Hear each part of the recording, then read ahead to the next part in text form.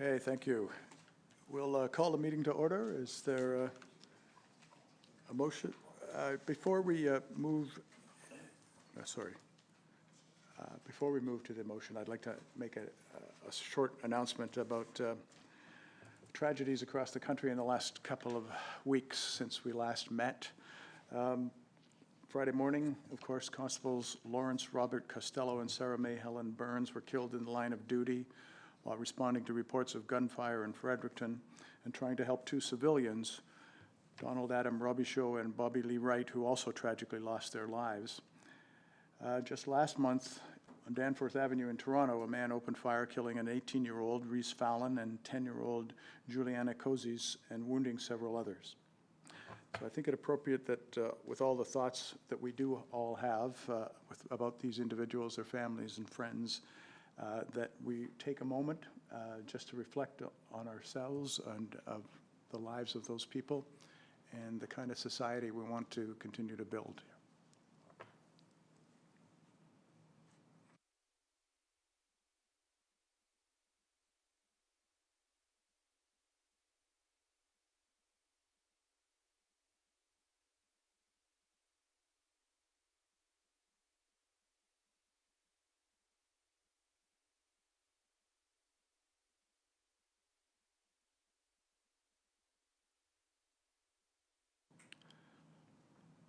Thank you.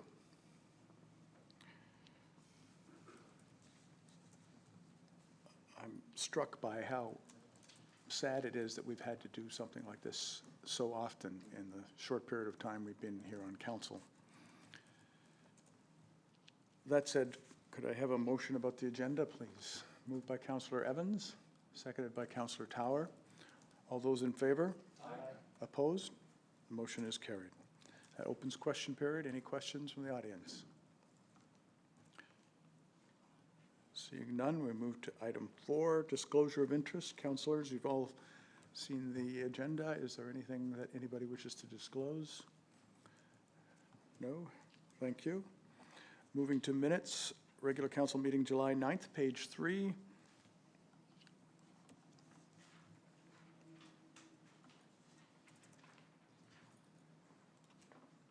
Moved by Councillor Evans, seconded by Councillor O'Neill. All those in favor? Aye. Opposed? Motion is carried. Second set of minutes is the in-camera special meeting of July 16th on page 16 of your package. Moved by Councillor Black, seconded by Deputy Mayor Aitken. All those in favor? Aye.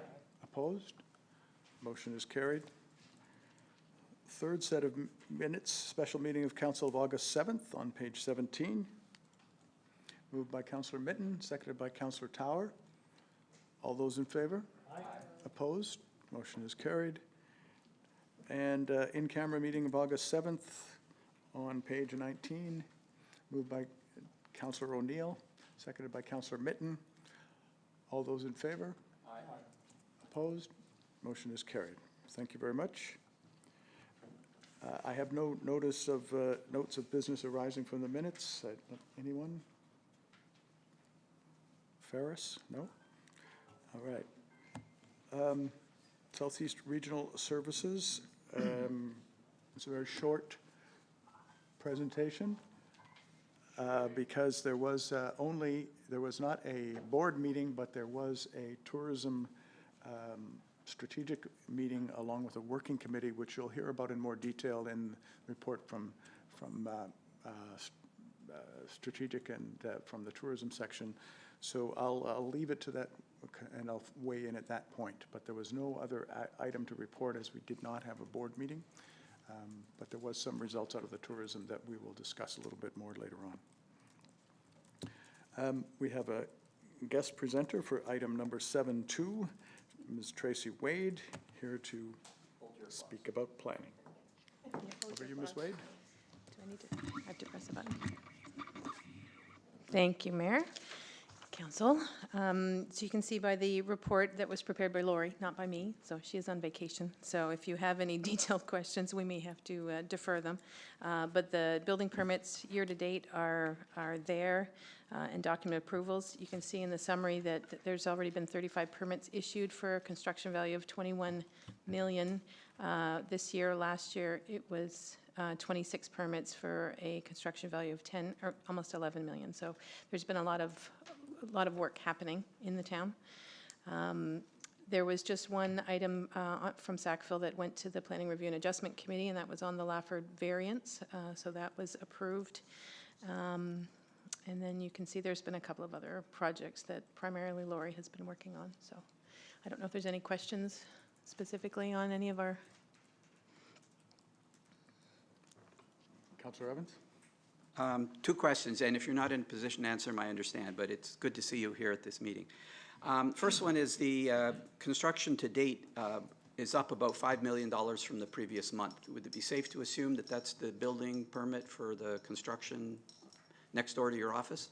Yes, I would imagine. And I'm not sure when Maunay's was actually submitted, and so I don't know the way that they've been paying out, but yeah, the.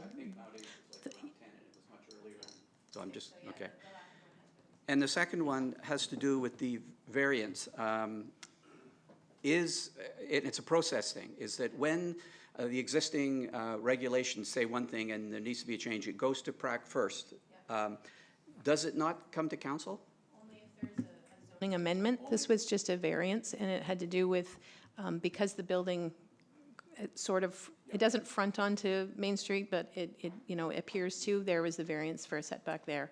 So because of the site plan, it just gets dealt with at the PRAC. If there was any permanent changes being requested in the bylaw, or if there was something bigger, those were considered minor.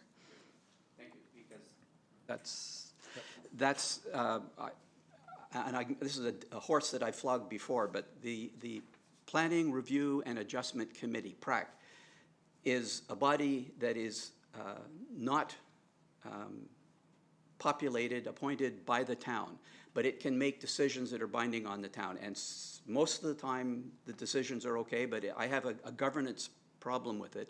But I understand in the case. So if we have to update the zoning bylaw, it comes to council. Otherwise, they could make a change, and we would have to live with it, whether we liked it or not. Yes, yeah. They are, the definition is a minor variance. Yeah.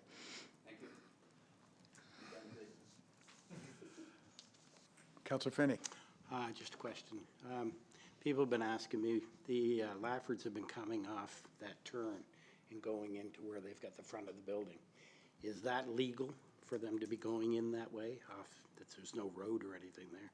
They've made a road, I believe.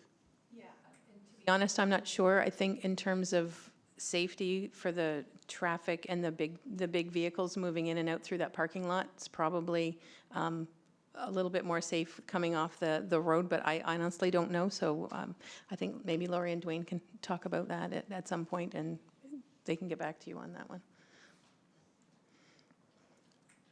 Mr. Acton, do you want to? Yes, thank you, Lori.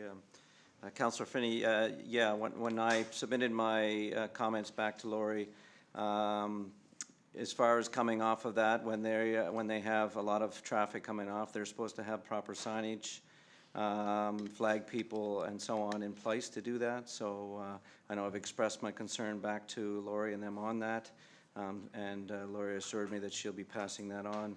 If they are coming off of Main Street, that they're to have the proper flag persons signage in place in order to do so. It's just that they've been coming in and out of there quite often so far, and I haven't seen any flag people. So I'm wondering, is there a miscommunication as to the fact that they don't, or they're just not bothering going to do it?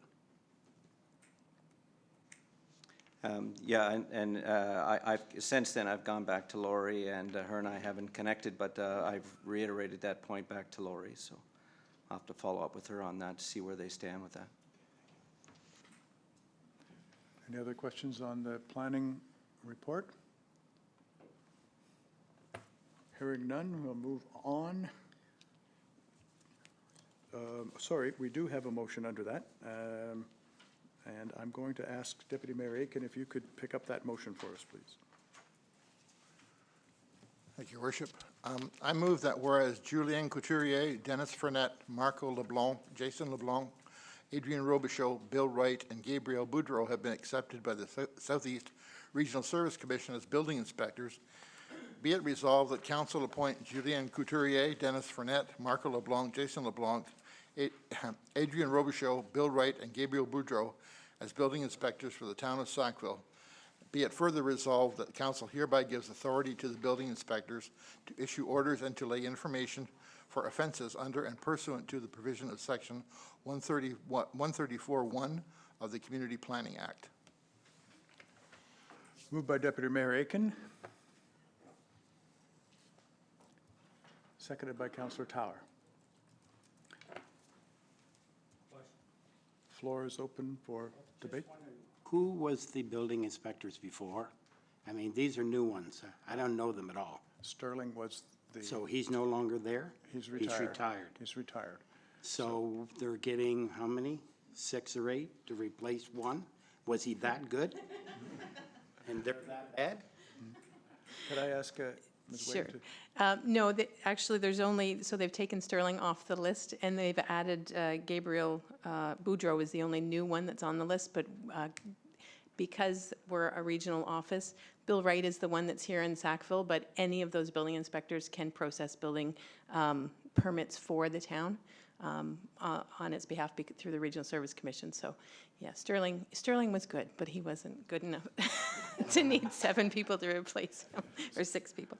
So there isn't an increase in the number of people. This is recognizing all of them could backfill each other if required. Exactly, and again, the only one that's actually new on this list is Gabriel Boudreau. So the council has approved all the other names, plus Sterling, minus Gabriel in the past. Okay. Question? All those in favor? Aye. Opposed? Motion is carried. Thank you, Ms. Wade. We now go to item 8A, which is the mayor's report.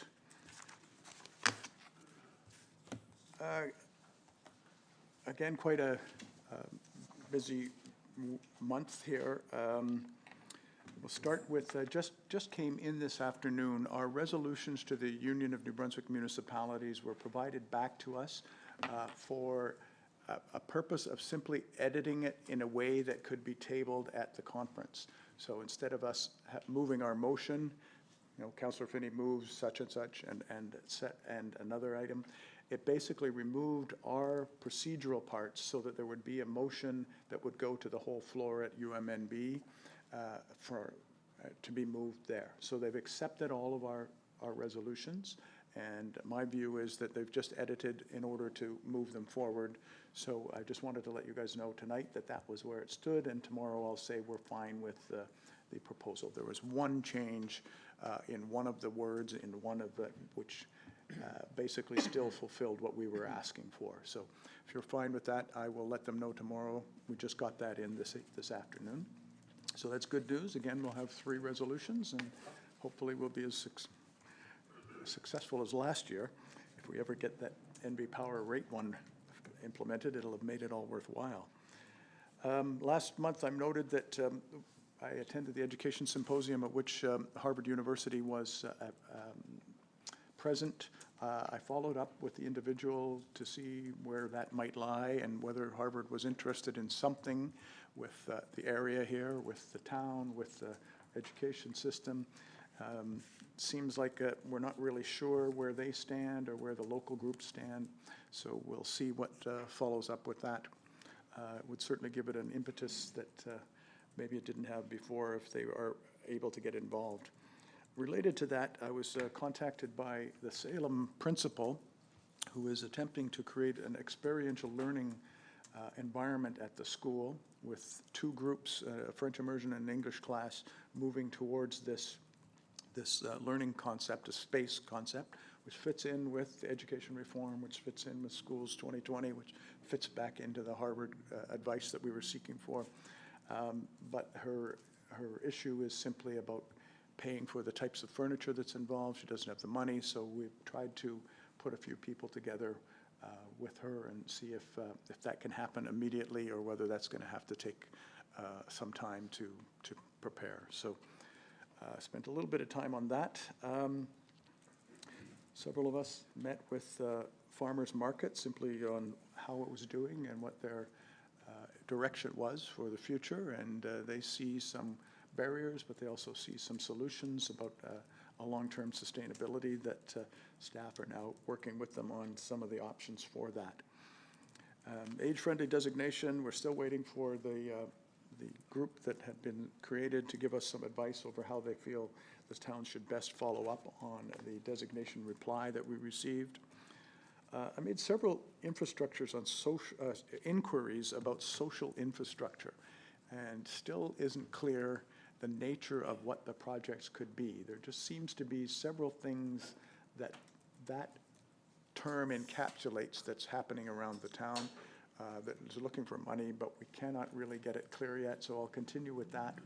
The farmers market is an example, where they be eligible for social infrastructure. The school looking for experiential learning furniture, they be eligible.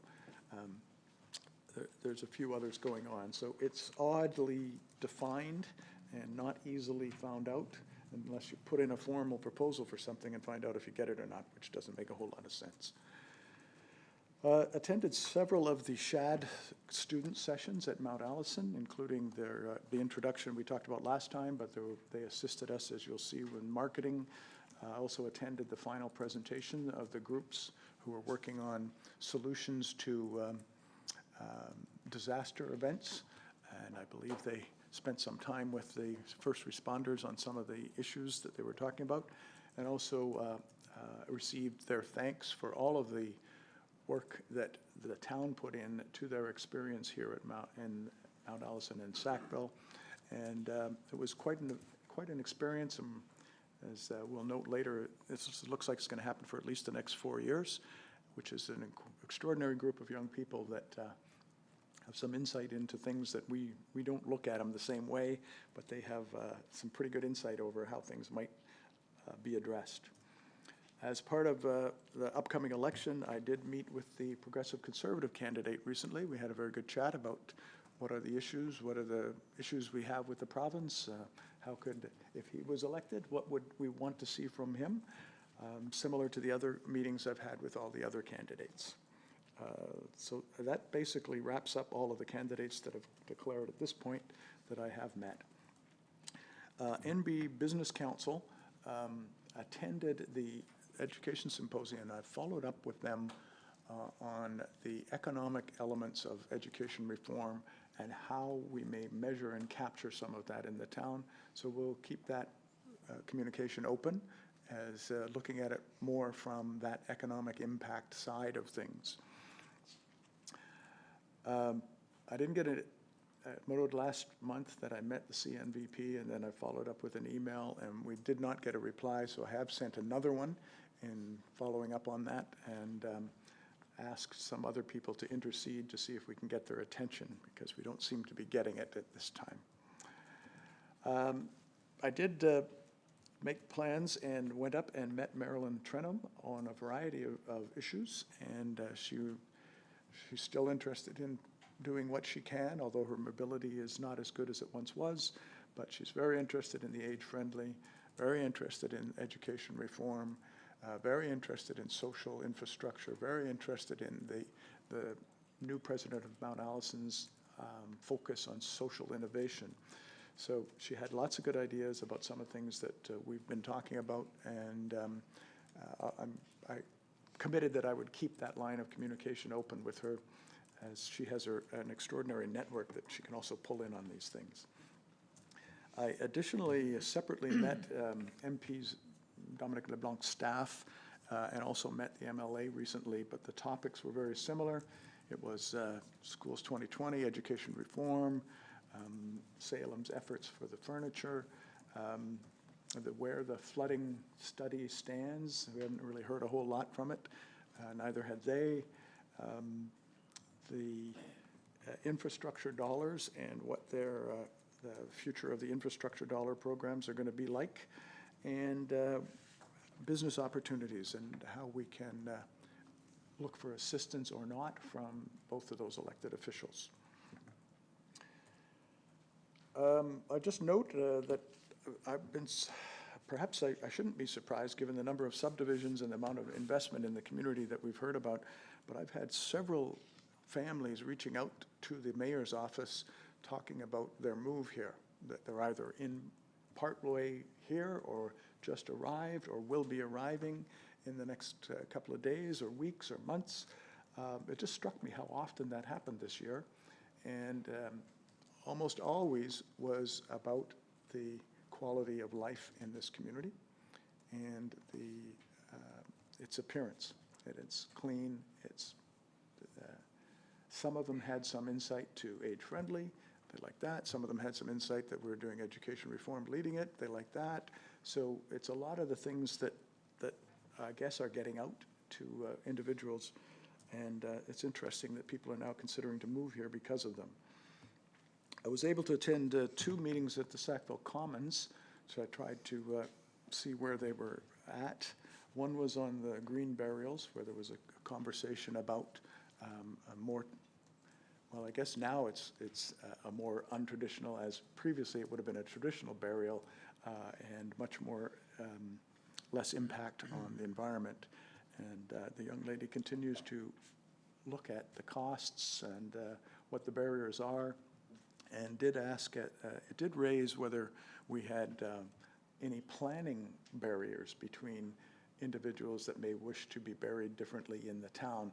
And that's a topic we may have to take up at some point with whether there are such events. But most of their belief was that traditional long-term ago practices are still allowed, but they're kind of hidden, and there are some barriers in bylaws, and that you have to register where someone is buried in the provincial registry so that it won't get dug up at a later date, or someone will be finding why is there a skeleton here. So there are some interesting questions they're raising, including as well income support. That income support details that they will pay for a coffin and a plot, etc., but not necessarily something that's cheaper. So it raises some interesting questions. I'm glad I went to that.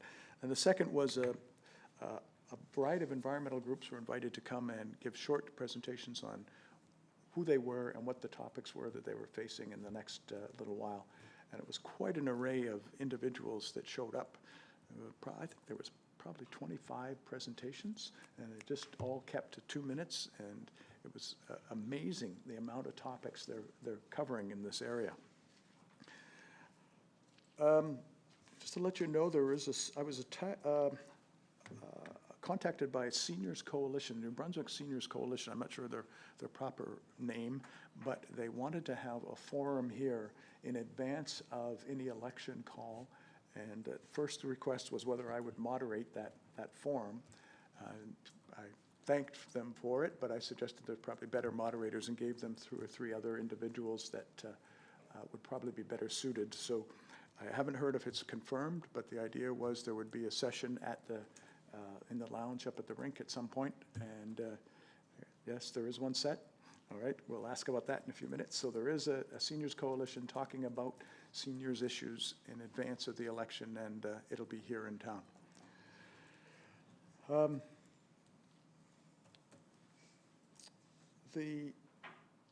Several of us, like you, have had some parking ticket inquiries since we changed some of the bylaw. I'm sure you've all had some of that. NB Day, of course, made presentation on that, and why it kind of comes around here now is that we opened this meeting with a discussion over events across the country. And both NB Day and Canada Day this year, I spoke about the opportunity that Sackville has to be a bit of an antidote to some of those events.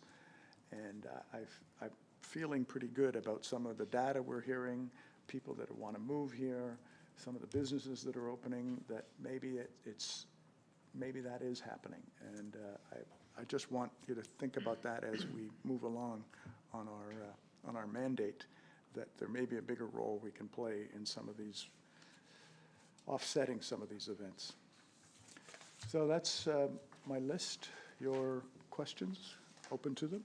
Councillor Evans. Thank you, as always, for this report. Just a couple of quick questions. About your first item, the UNB motions. They were edited for brevity, so they took out the whereases, the essential motion is the same? Okay, good. And about the new residents who reached out to you, were they talking to you about why they came here, or were they asking you questions about Sackville? Like, just wasn't clear to me. Some were simply just advising that they're coming, and what recommendation would I have for the first couple of nights they would stay at? Or they were telling me that they had been here last year, bought a house, and are moving this summer because they loved it so much. Or it varies like incredibly. And one was from BC, a couple were from Ontario, 2 from Amherst that wanted to move over here instead of live in Amherst. And all of those rationales were each different in their own right. Thank you. Any other questions? No? Okay, hearing none, we'll move on to CAO report. Thank you, Worship, and members of council. The report is on page 20, and on the operational front, you'll note from the various reports the department has submitted, there's lots going on this past month as well. There's a number of special events that were successfully held in town this past month, some of which you've referenced in your report as well. You'll also see some references to the water levels and the quality, the testing that's occurred, which has been brought on by extreme heat and heavy usage at the lake, but good news to report on all fronts there in terms of the testing and the results that the staff had received back, and all certainly well within acceptable levels for recreational swimming. And a good bit of time in the past month spent on the Lawrence Street project as far as exploring different options and funding opportunities from the mayor on down to staff and our consultants, and we continue to look to see if we can advance the phase 2 part of that project. And also pleased to see in the reports too further progress in appearing to come towards some finality of the Daniel Lund property being donated to the town, and the town working to see that finalized and become an adjacent piece of property that'll give further park opportunities to the Waterfowl Park. So with that, Your Worship, that's my report. And if there's any questions, I'd certainly look to address them for council. Questions on the CAO report? Okay, hearing none, thank you. And we will move to Finance and Admin. Part 1. Deputy Mayor Aiken, please. Thank you, Your Worship. I move the council accept the bills and payrolls for the month of July 2018 as follows. General Government, $521,567.07. General Capital, $62,300.99. Utility Government, $99,001.47. Utility Capital, $15,010.02. And salaries, $266,693.87. Moved by Deputy Mayor Aiken, seconded by Councillor Finney. Question? All those in favor? Aye. Those opposed? Motion is carried. Thank you. Councillor Power? Thank you, Worship. The rest of the financial part are on pages 23 to 28. Financial statements are included to the end of July with no major areas in the budget of concern yet. Water and sewer bills were sent out July 11, 2018, and are due August 10th of 2018. Work continues to collect the water and sewer shutoff letters from September of 2017. There were a total of 73 accounts that received shutoffs for a total value of $69,883.69. And as of August 8th, we've collected $62,083.68, which is 88.8%. On July 20th, we sent out an additional shut-off letters to 131 accounts that have been outstanding balance of $96,081.17, and they have been given until mid-August to pay their accounts or make sufficient arrangements. And as of the 8th, we have received $19,791.62.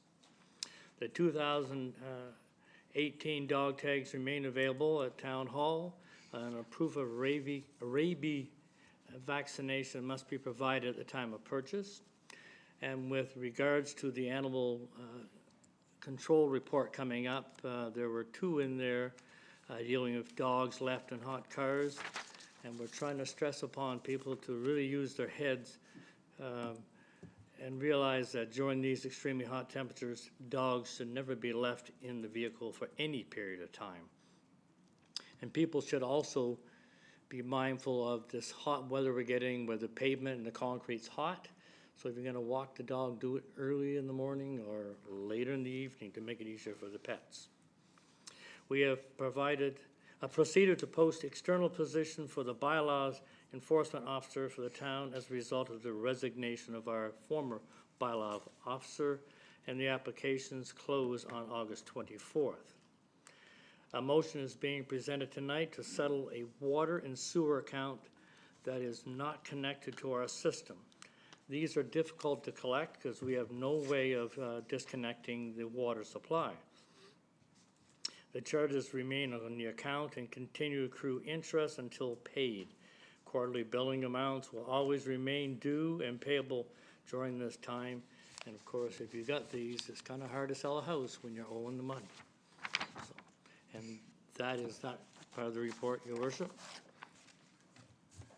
Any questions on the report? Hearing none, you have a motion, Councillor Tower? I do, Your Worship. I move that council authorize the settlement of the unconnected water and sewer account number 1460-058 as per customer proposal on July 13, 2018, and based on the discussion during an in-camera special meeting of council on August 7, 2018. Moved by Councillor Tower, seconded by Councillor Evans. Question? All those in favor? Aye. Contrary minded? Motion is carried.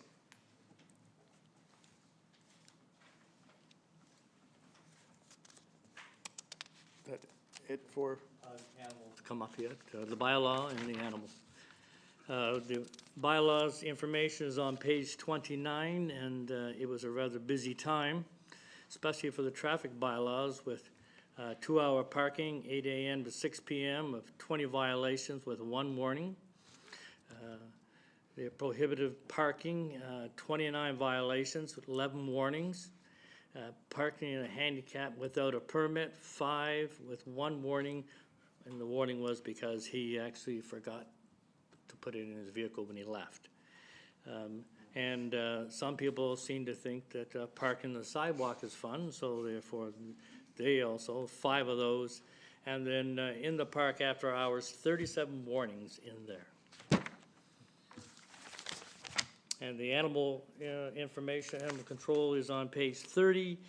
And as your usual, cats and dogs and skunks and raccoons. So any other questions? Feel free. And that will be it, Your Worship. Any questions on the latter part of the report?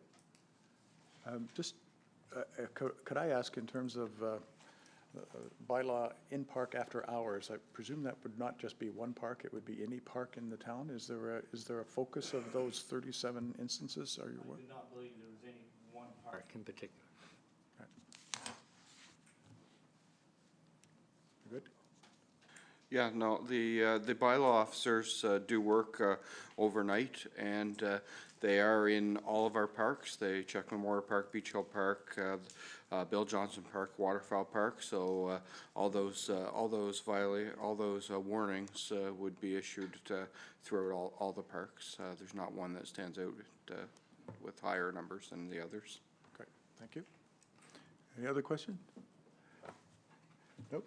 Thank you, Councillor Tower.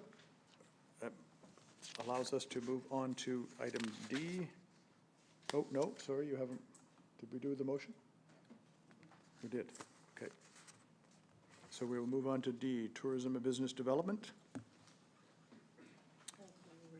Councillor O'Neill, please. The visitor parties for July were 790, which represents for a total of 2,824 people so far this year that have visited our tourism building.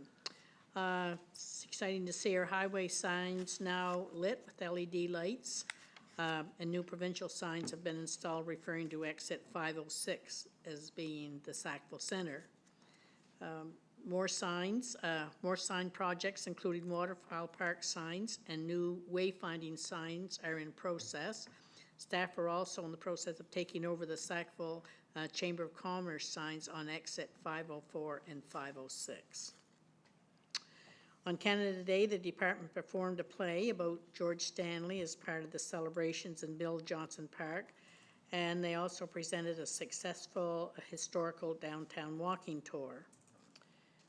The manager attended a strategic planning session for the Sackville Commons in July, and we look forward to seeing how they develop their new path forward to financial success and community service. We will be developing an online advertising strategy for our move to Sackville and tourism videos. Once the overall strategy and audience development pieces are complete, we'll then look to distribute the video content on relevant digital platforms with appropriate measurement tools. The Waterfowl Park artist in residence, Andrea Wilson, continues to create art in the park over the summer. The department has several activities planned for August, including the presentation of one-act plays in Beach Hill Park on August the 16th and 17th. Both of those plays take part at 7 p.m. and admission is by donation. The visitor information and craft gallery are open from 9 a.m. to 8 p.m. Monday to Sunday during the month of August. And we encourage local businesses to take advantage of our Business of the Week program, which allows a local business to showcase their products and services for free. That's the report. Councillor Evans, please. Yeah, I have a question, and I apologize for not giving you a heads up beforehand, but someone asked me about this, and I haven't been out on the highway. But the new signs, are they going to have, or do they have the replaceable tags? Because at one point they didn't, and someone was concerned, and I thought I'd ask you, and I should have asked you before the meeting, but anyway. Thank you, Your Worship and Councillors. We've had some issues with the tags. The frame that they go in wasn't the proper size, so we had to have it adjusted, and the other one had actually rotted out, as it turns out. So both frames were being repaired and fixed, and we have one of them up now, and the other one we expect to have up very soon. So. Councillor Butcher. Thank you. I just wanted to comment on our Waterfowl Park artist in residence. I was out for a walk at the Waterfowl Park with my children last night, and the Waterfowl Park has always been a magical place, and it's even more magical now. So if there's anyone who hasn't gone out to see it, they need to go. It is really, really wonderful. So I just wanted to publicly say that. I was there too, looking, and could only find half of them, by the way, but I didn't see you either. It is a nice treasure hunt in some ways to try to find all of those installations. Any other questions on the report? No? We can move on then, please, to public property and facilities. Yes, Your Worship. The information is on pages 33 to 35.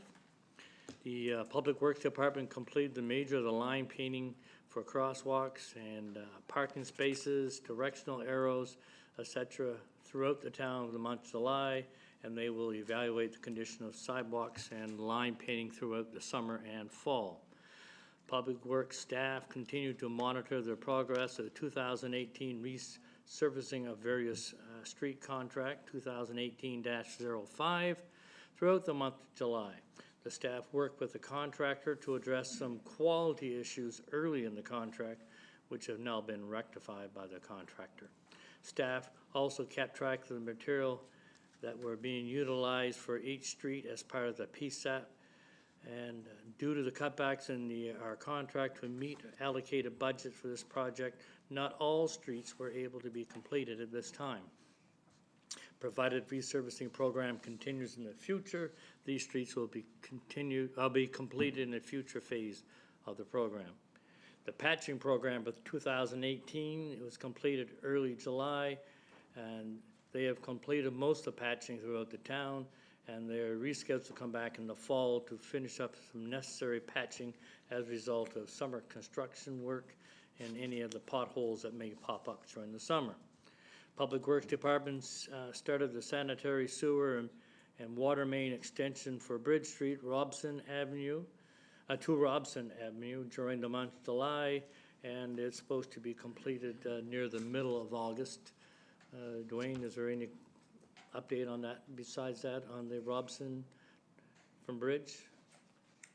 No, things are going very well. As you can probably appreciate, because we have a lot of other things going on in town, we try to stay at it, but we usually take at least 1 or 2 days a week where we have to deal with water installations. We had the flash kind of storm that came, so we were spending today making repairs to road shoulders and so on. So we'll be back at it tomorrow, but things are going well, and yeah, we should have, actually most of the water and sewer should be installed within by the end of this week. And then we'll have some additional work that we're going to work away at in building the access road on top of that for future access to that over the next several weeks. Very good, thank you, Dwayne. It's nice to be able to do that in-house instead of having to hire that out. So, the engineering department continues to prepare for the start of tender number 2018-07. Main Street reconstruction project from Dufferin Street to Queens Road. It was awarded to Bowser Construction, was scheduled to start today, but it will now be next Monday and completed in late October. If there's any questions, you can follow up with Dwayne on that one as to why. The engineering department continued to work with Crandall Engineering on the design of Lawrence Street reconstruction stormwater mitigation project. Due to all tenders coming in and over the allocated budget of Phase 2, the consultants have completed further evaluation of options available to meet our current budget, and these options were presented to Council for the consideration. A public presentation is tentatively scheduled for the special discussion group council meeting September 4th.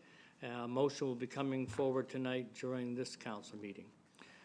The engineering department finalized a new Dufferin Street sports field utility shed tender 2018-09 during the month of July. The tender for this project was issued August 2nd, and it closes on August 22nd.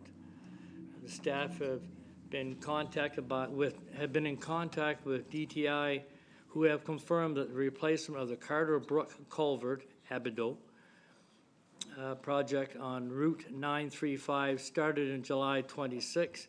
The project is expected to be completed by the end of December, weather permitting.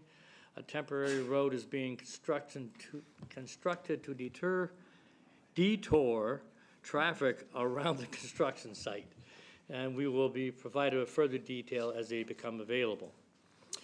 Staff are gearing up at the Tantamar Veteran Memorial Civic Center for the ice plant date of September 4th. Ice rentals will be available by September 10th. The staff are looking forward to the return of all Civic Center patrons of 2018-19 ice season. And the Civic Center will be hosting a wedding August 18th. All the best to the bride and groom, for sure. The potable water at Beach Hill Park is being tested regularly as part of the town's water sampling program. And the water samples that are taken and tested weekly at by park staff in Lattice Fawcett Park to check for E. coli. The staff has added precaution and has had samples sent to Montreal to test for the blue-green algae as a precautionary measure. And Dwayne, if you'll follow up on clarifying some of the information that's out there on that? Thank you, Councillor Tower. Yeah, I just wanted to take this opportunity to kind of clarify, because if you read a little bit further on, it says that the results are well below we follow the Canadian standards for recreational water. We are in constant communication with the Department of Health, and Diane Fury is the health inspector that we're typically dealing with there. And all of the results that have come in and are coming in are below the threshold. In other words, they are clear, they are good, and they meet all of the requirements for the recreational waters. So I just wanted to let the public know that the water is safe to use recreational. We did take some additional samples given what is happening in Moncton and other parts of New Brunswick with the blue-green algae. We did take precautionary steps to take some samples there, send them away. There's a lab in Montreal that is doing the testing for Moncton, and we also took advantage of that, and those results came back with no blue-green algae whatsoever, so we were happy to report both those. Excellent, thank you, Dwayne. Staff assisted in the setup and tear down of Sappy Fest, as well as supplying equipment in kind to help the event. Staff have indicated that delivery and cleanup were as good or better than previous years, and they were able to have Bridge Street open on New Brunswick Day by 10:30 in the morning. Staff assisted with the setup and tear down on New Brunswick Day. Staff have been dragging and lining ball fields in the minor baseball and on a regular basis, and the ball season is coming to an end, so if anybody wants to watch some nice upcoming talent, get out there while we can. Staff have been maintaining the soccer fields for the Minor Soccer Association, and is also coming to an end of August, so it's a pretty good sport, soccer, and if you really want to get out and see it at its finest level, it's a good time to do it at that level.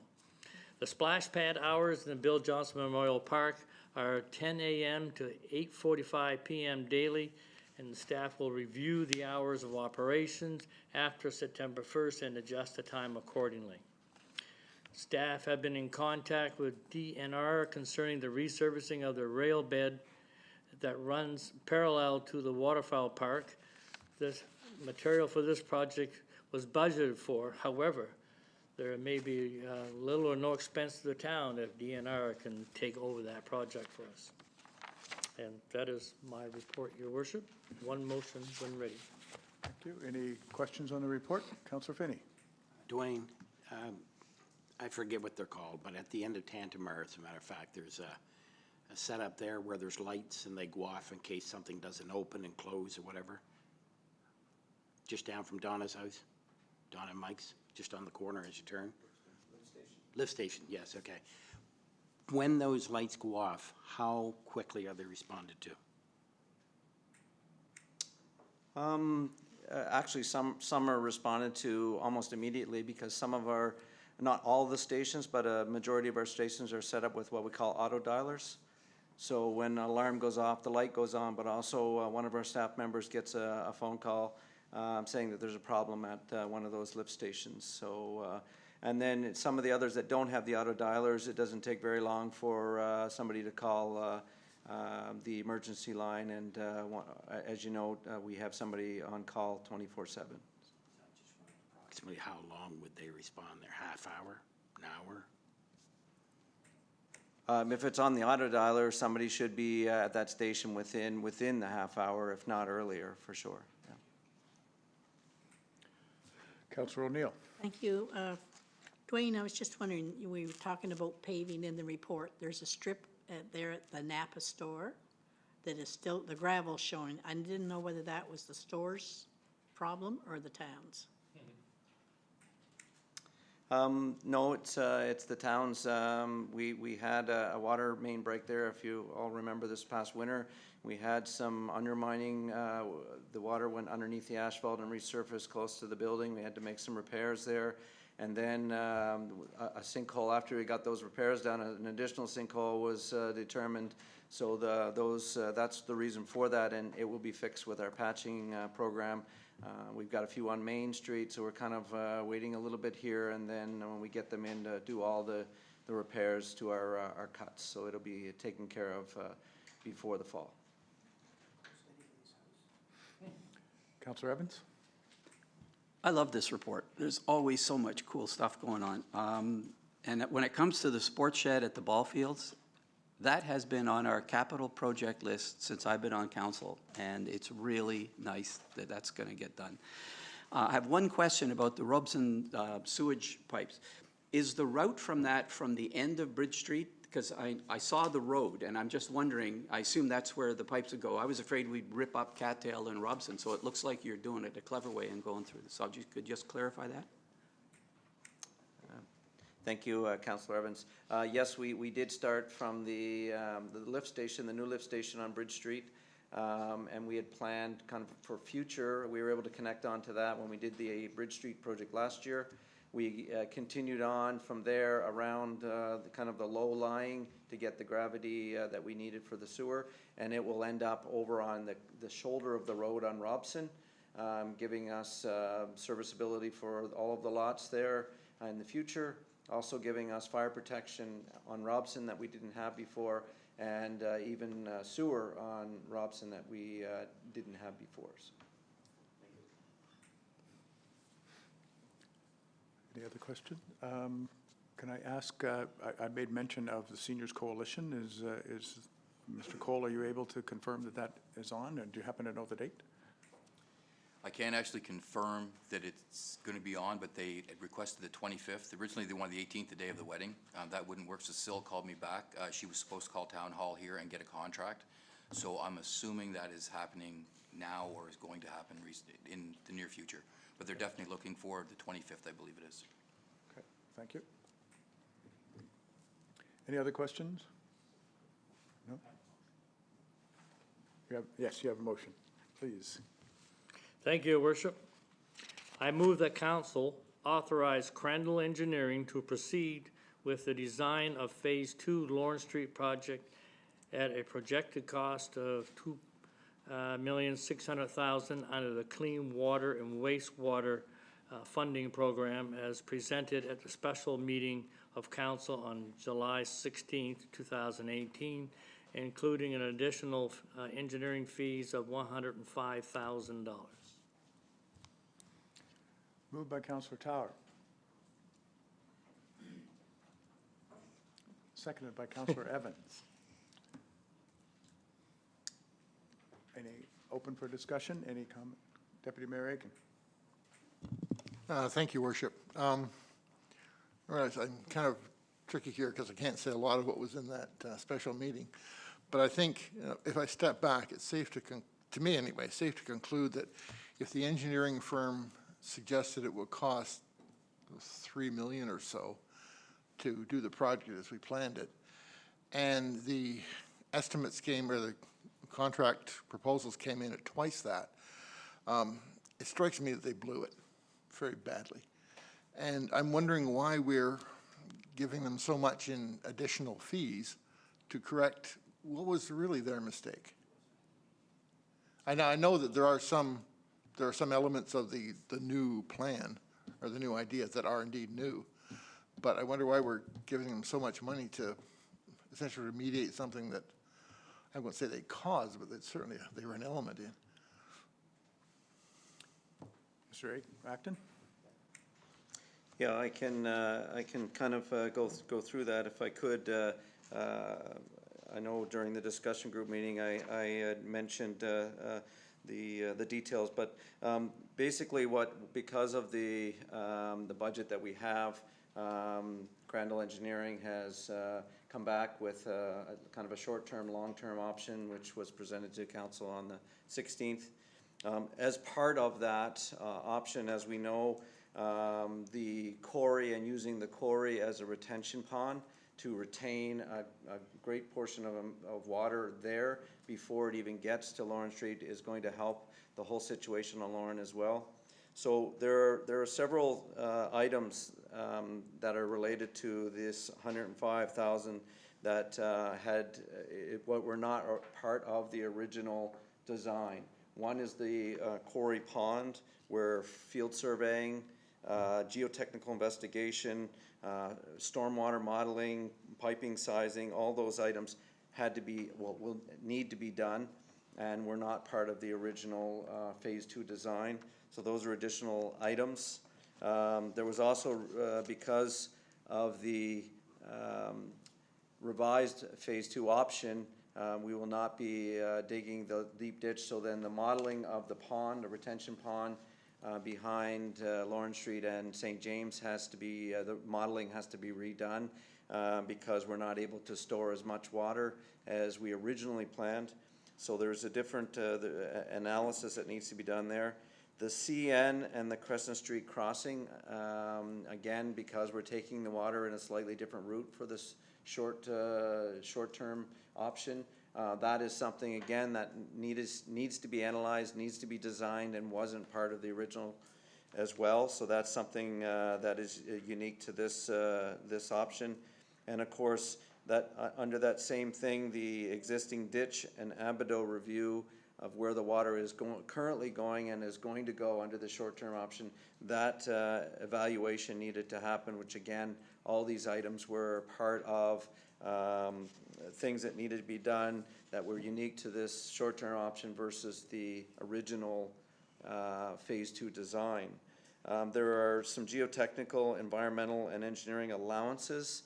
So out of that 105,000, there are 15,000 that are allocated to geotechnical allowances. It's just an allowance if there are geotechnical investigations and work that needs to be done. It will be part of that 15. There's also environmental permitting allowance of 15,000 that also is an allowance and will only be used if that is required. And I mentioned that a lot of that has to do with EIA and going back to EIA with a slight variation of using Quarry Pond. And then out of the engineering and remodeling and modeling allowance, over just slightly under half of that has to do with the redesign of the quarry, which again was not part of the original Phase 2. So that's kind of a breakdown of, and you'll see out of all of those, there was just a small portion that you could say was somewhat related to the original Phase 2.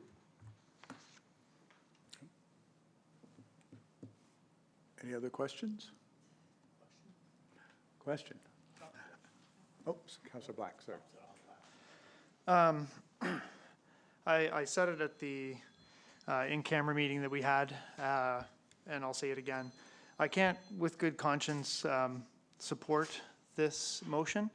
While I agree that Phase 2 needs to continue on, and I think that Crandall has some of the pieces that look like it would be a good idea, paying an additional $105,000 to this company that, as Councillor Aiken said, bungled the original approach, it doesn't make any sense to me at all.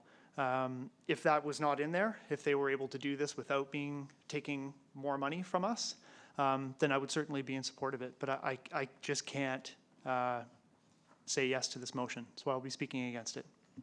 Thank you. Councillor Evans, please. Yeah, I think it's incumbent on me for a second if I should speak in favor of the motion and why. I completely accept the fact that, first of all, I understand how my two colleagues feel, because I feel the same way. I guess I want to clarify that the big difference between what the contractors bid and what the consultants estimated had to do with their evaluation of the risk. And if we could have gone piecemeal on the bids, we probably could have done it for less, because each of the contractors had a different, weighed the risk for different components differently. And so the big difference is they are, and I don't blame them, they're budgeting for worst case scenario, that they would be able to do the job for this amount of money for sure. Be that as it may, it came in too high and we decided not to go with it. We didn't have the money, and I supported that decision. Now we have to, or we want to come up with a plan B for Phase 2 so that we can do the job to mitigate the risk of flooding, and do it in a way that we can afford. And so we're going to do it differently. And the work that needs to be done to do it differently is different. So it's not doing it again. It's doing different stuff. And I understand the frustration, but the alternative would be to lose the money that we've got from the federal government and not do anything, or I don't know what, start now and go with a different firm or something. So I appreciate your frustration. I think this is the best of the alternatives that are in front of us, and that's why I'm prepared to support it. Councillor Finney. I'm just wondering, we talked about the quarry being involved. As a matter of fact, has there been some sort of an agreement with the university to allow Crandall to go on that property and be able to do what they wish to do for the second phase? Without having to purchase it? Thank you, Councillor Finney. Yes, both Jamie and I have reached out to the university, and they've given us permission for Crandall to go onto the property and do the proper surveying and geotechnical, if required, in order to be able to complete the design aspect of the retention pond at the quarry. I'd just like to say too, as a matter of fact, we keep pointing the finger at Crandall. Could it be a combination of both everybody who's been working on this project? Not pointing the fingers at our own staff, but could they have made a mistake as well? The projections, as a matter of fact, being double. I'm curious to know, with the expertise that Crandall has and with our own staff, could they have not have seen exactly what was possibly going to happen, that the estimates could be coming in double? We can't point fingers. I think what it is, it's done now. Now we have to find an alternative, and just curious to know exactly. First of all, like I said, I wanted to know about the quarry project. So. Thank you. Yeah, just if there's any other first. Okay. Are there any other comments at this point? Councillor Black, supplemental. Yeah, just one more thing.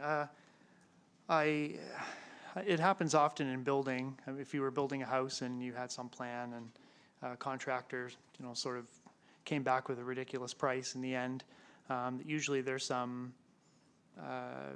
A contractor would say, I'm really sorry that it came in this high, and don't worry, we'll work around these things. It's my belief, and no offense to town staff, who I do think have done a good job trying to figure out the best plan. But it's my belief that Crandall Engineering had some idea about how things were going to go with this project, with the land being the way that it was, what was underneath the ground. People in town had talked to Crandall Engineering about possibly a different way for this project to go. To be surprised by a $6 million job instead of a $3 million, it shouldn't have come as a surprise, honestly. It's a professional firm. So this is why I say paying an extra $105,000 for a job that should have been done right the first time seems crazy to me. So I just wanted to clarify a little bit. Okay. Any other comments? I will call the question.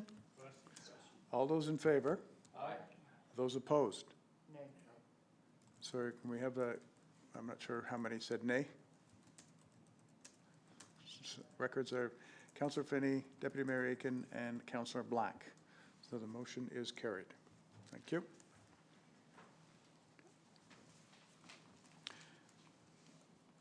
That closes public properties and facilities, moves to recreation. That is Councillor Butcher, please. Thank you. The report can be found on page 36. Our liaison group met on July 30th. Highlights: our summer programs have been well attended, and there are still more activities planned for the month of August, and a full report will be provided to council in September. The 4th annual Beach Hill Park Challenge was held on July 21st, and over 60 racers took part in that. The Friday night cruise on July 27th was a huge success and attracted an estimated 80 cars and hundreds of spectators.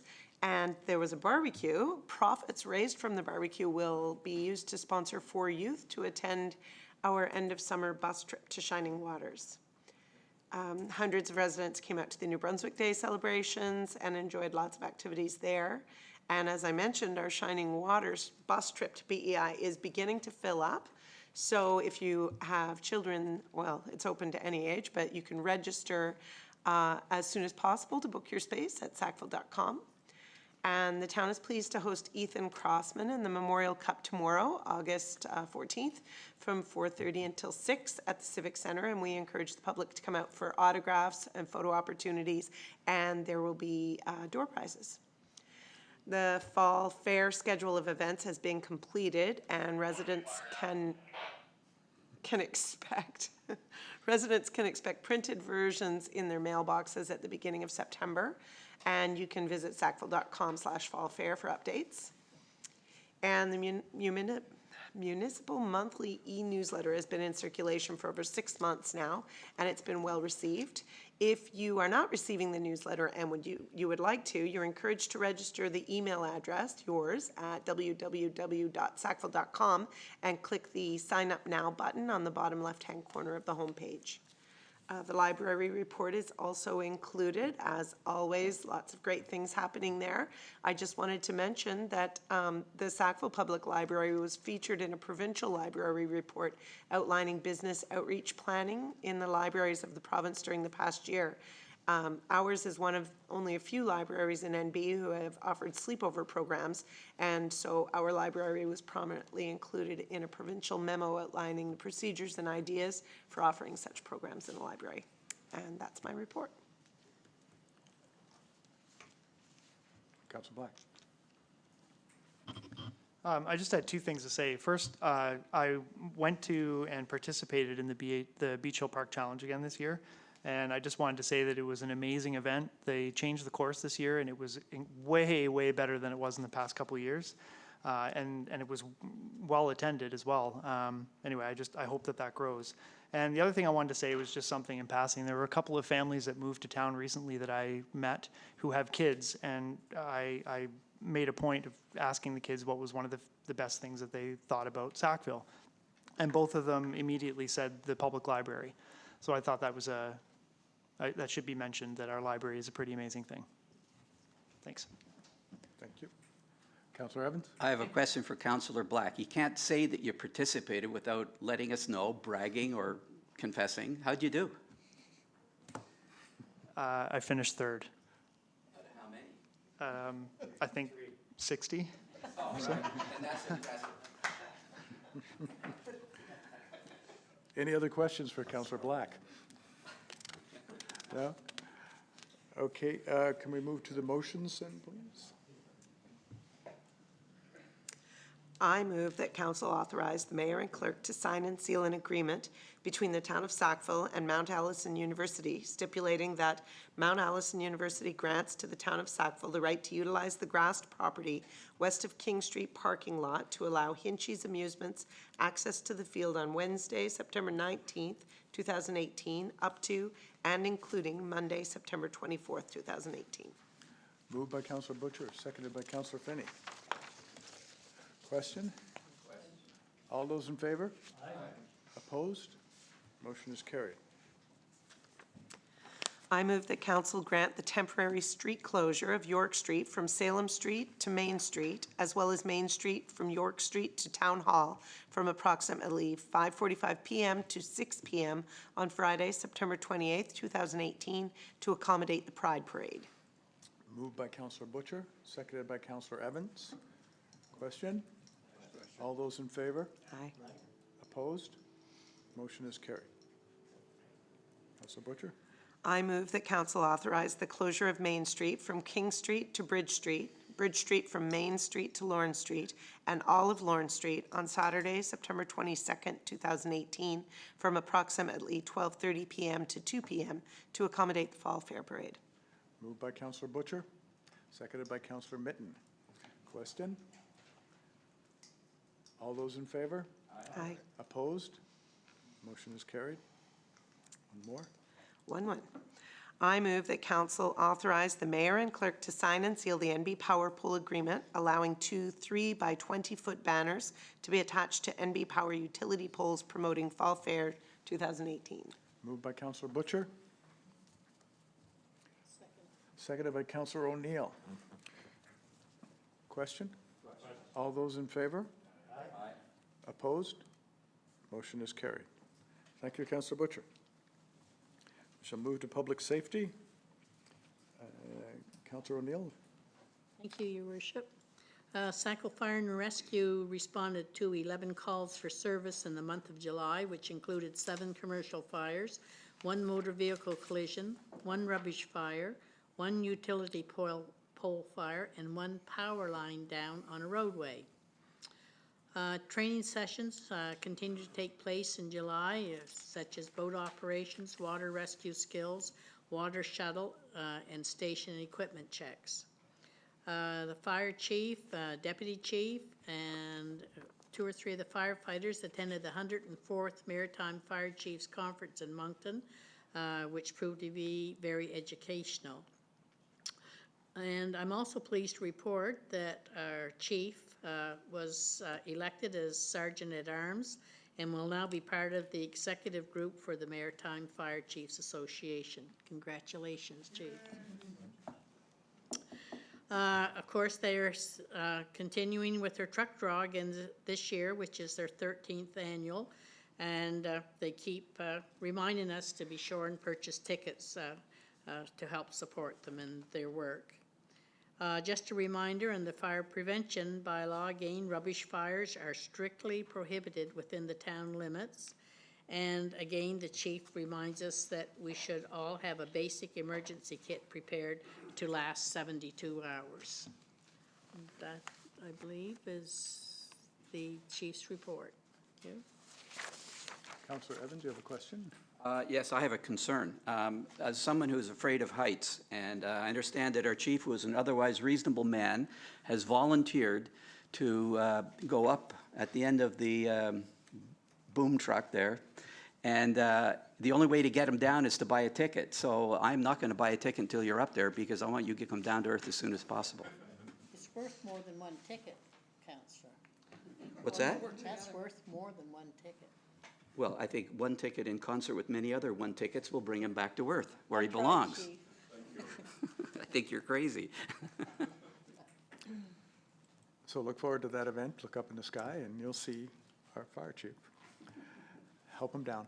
Any other questions on that? Councillor Tower?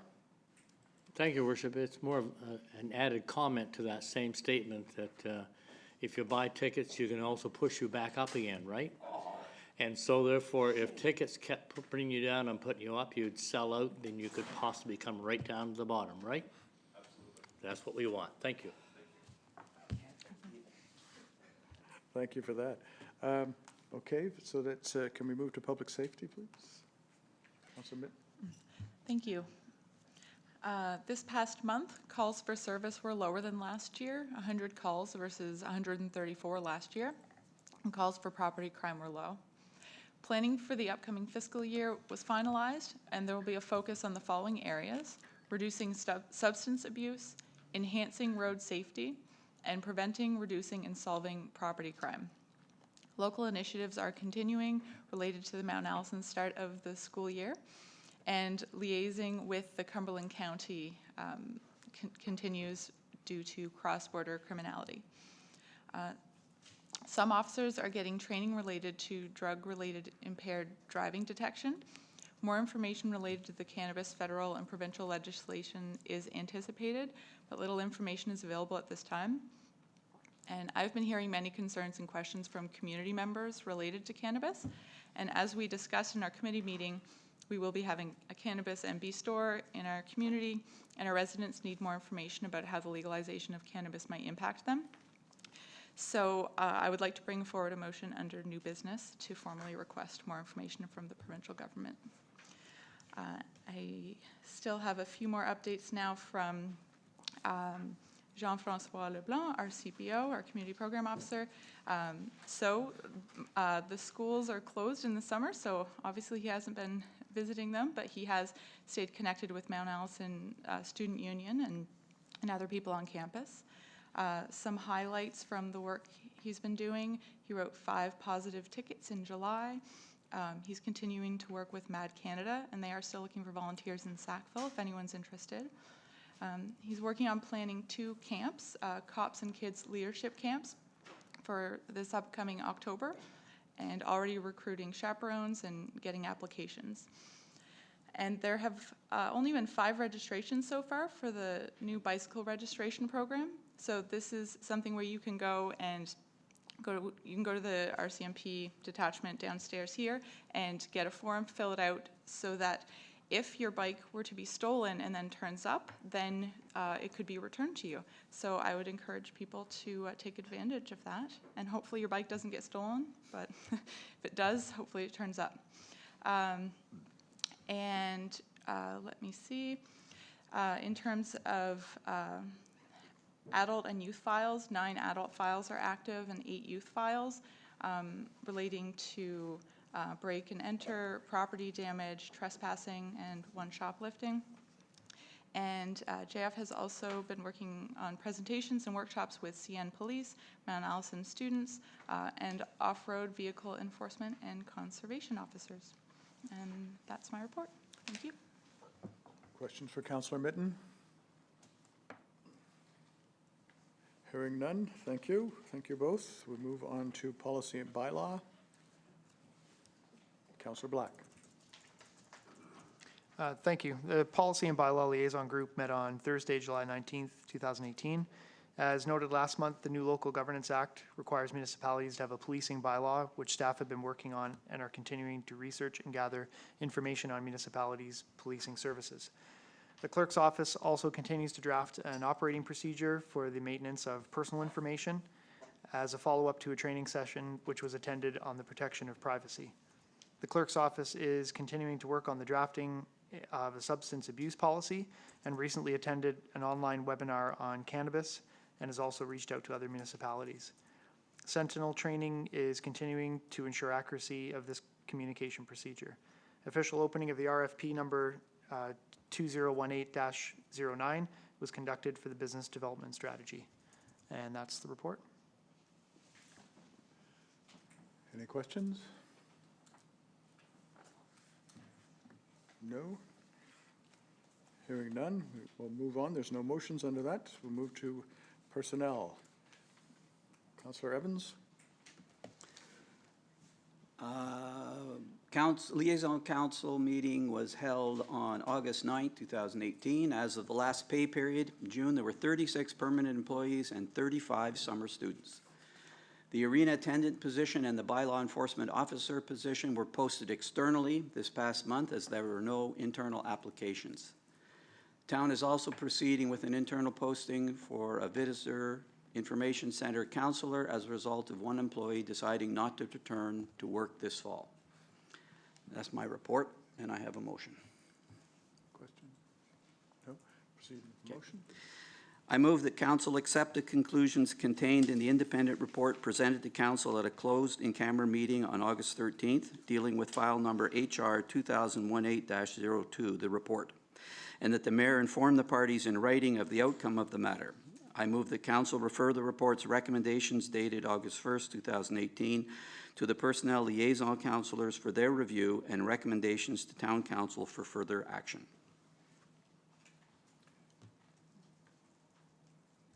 So, Councillor Tower, seconded. Moved by Councillor Evans, seconded by Councillor Tower.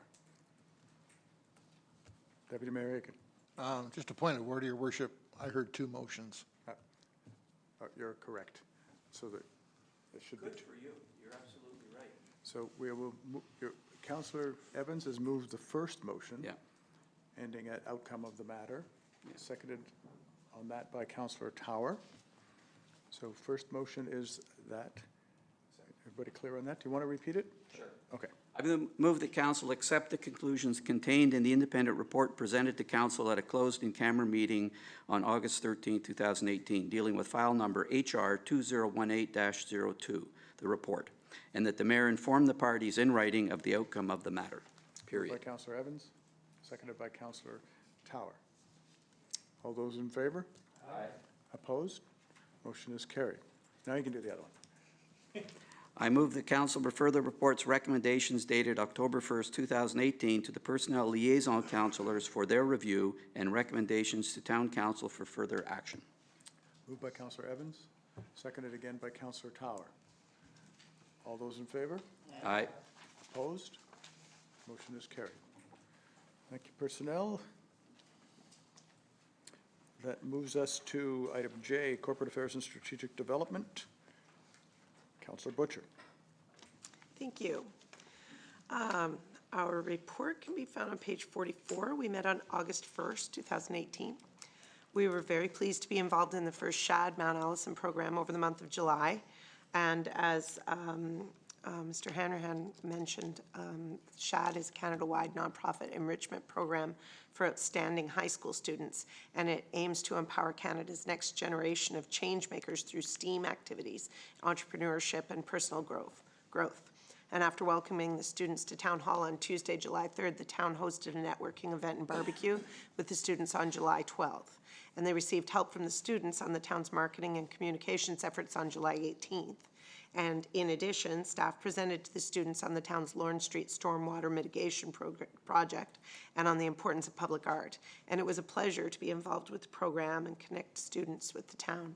We already look forward to welcoming the 2019 SHAD program and hope that some of the 2018 students will return to study at Mount Allison and or make Sackville a more permanent home.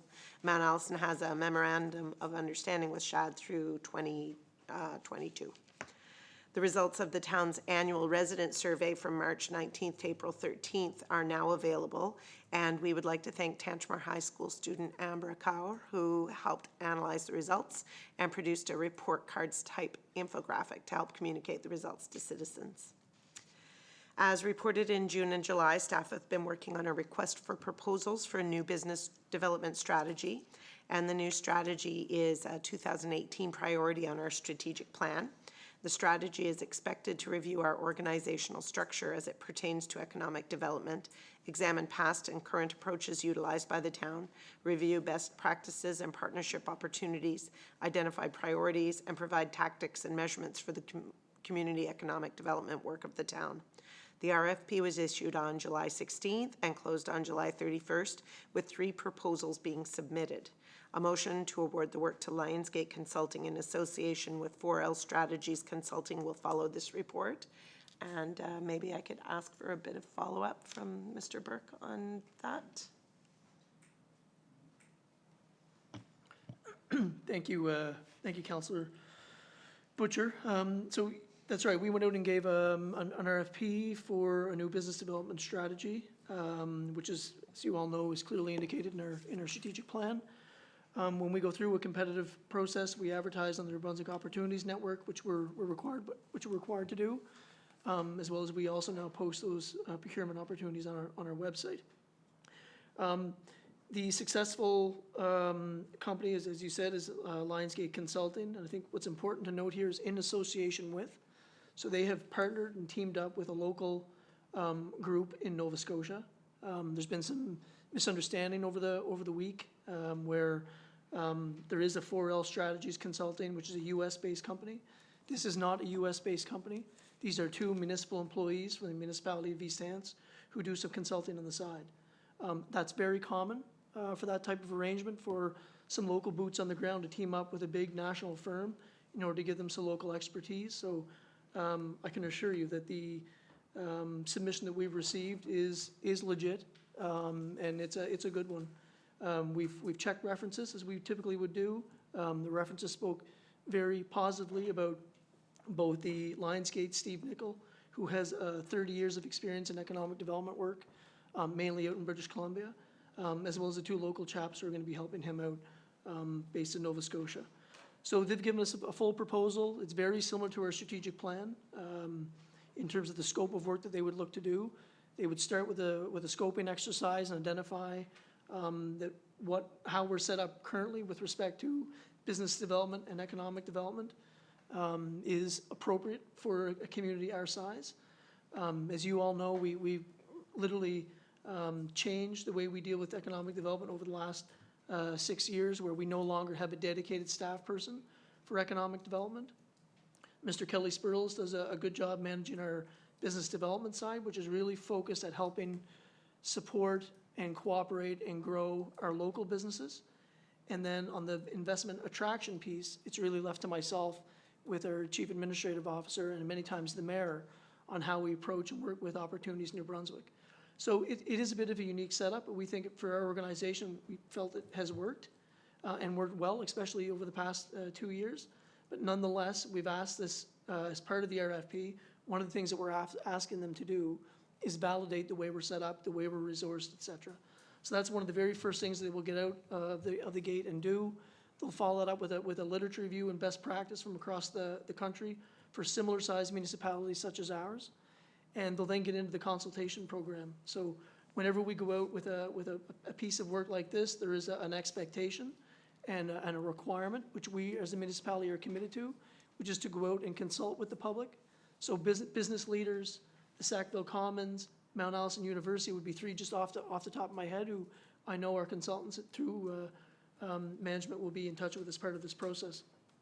Then they really get into the guts of the work, which is pulling a new business development strategy together with real measurable targets, which we felt was important, similar to our strategic plan, and things that we know that we can deliver on, given the resources and available expertise and resources that we have right here in Sackville. So, Councillor, that's really what this motion that will follow is all about. And by the time the motion comes, I'd be happy to entertain any further questions. Thank you. Further to a recent Sackville Tribune article on the Via Rail station, a number of business inquiries about the station have been made. So staff have reached out to Via Rail to host an open house. And Via has agreed, and the open house is tentatively scheduled for August 27th. So further details will be provided in the coming days. Staff released several public messages in late June and late July and early August pertaining to online posts about the water quality at Silver Lake. And as was mentioned earlier, after further testing for the presence of blue-green algae, we were delighted that the water samples showed no signs of the algae, and our weekly E. coli sampling continues to be well below the Canadian Recreation Water Quality Guidelines. And staff are now reviewing a future testing schedule for blue-green algae. And the town's 2018-19 application for an environmental trust funding grant from the Department of Environment and Local Government was successful, and we've been awarded $28,500 for our Sackville Waterfowl Park Welcome Center Renewal Project. So this project will allow us to replace our dated display at the Visitor Information Center with more modern interactive displays and to help educate visitors about the important natural features of the area. This is 100% provincial dollars, so it is no cost to the town. So this is particularly good news, of course, as updating the display has been on our capital budget list for several years now, but the project was repeatedly deferred due to other priorities. And there will be a motion for the mayor and clerk to sign the letter of offer from the Department of Environment and Local Government that's now necessary for that to happen. And that's my report. Right. Questions? Councillor Evan. Yeah, I just want to make a couple of comments. I'm really impressed by how staff have handled, well, first of all, Mr. Burke's explanation about the business development tender RFP is an example of that. But how this business about the water was handled, one of the challenges we all face in this world is and it just has to do with social media and how people make statements of fact when they don't have their facts straight. And there were all kinds of, I'm told, I don't participate, but I was told there were all kinds of statements being made, and people are legitimately concerned. But instead of asking questions, people made statements, and it didn't help things. And we have competent staff who take concerns seriously and do the appropriate thing. So we did the test. We regularly do tests. There was a concern about something new. We did the new test at some expense and at some logistical difficulty, but we got the results, and they're well within the acceptable boundaries. So I just want to give props to the people who do this for us and encourage everybody to be as reasonable as possible. If you have questions, ask. Thank you, Councillor Evans. Any other questions on the report? I would just make one note, because I did defer my report, the tourism one, which you chose not to go through. So I just wanted to highlight that that arrangement was of that working group was to realized that a contract that had already been paid for by the city of Moncton had come to the conclusion of what exactly the Regional Service Commission was doing, which was that a regional approach made a lot more sense. The products in the region cover all of the target tourism areas, and that makes much more sense to create a structure that deals with all of those capacity to bring people in. So the meeting concluded that there was a little bit more to add to that contract, and the commission provided some funds for the contract to be extended through Moncton to fill in a couple of the gaps that both parties had identified. And clearly they've come to the same conclusion, that a regional destination marketing organization is the right way to go. And now we'll have some more specific elements of how to do that at the end of this contract. Councillor Finney. SHAD program, as a matter of fact, associated with Mount A. We asked them to turn around and come up with some ideas as far as tourism, marketing, et cetera. Have we ever reached out to the high school or the next school down, the students there, asking them what they think was needed and what's wanted within this community? I don't remember ever hearing anything. Maybe we did, I don't know. Thank you, Councillor Finney. The reality is we haven't, but I can tell you, after listening to the SHAD students, who are also high school students, to talk about the ways that they use social media, how they came to find out information about our own community, about Mount Allison itself, are not the ways that we're looking to communicate with people. So it is certainly a group of individuals who we need to connect with. And I guess as part of our business development strategies, one thing identified in our strategic plan, it also calls for a marketing communications plan in 2018. So as soon as we can kind of get our business development plan off the ground, the next thing we're going to be turning our attention to is the marketing communications plan. At which point, as we talk about a consultation schedule, certainly Tantramar and some of the other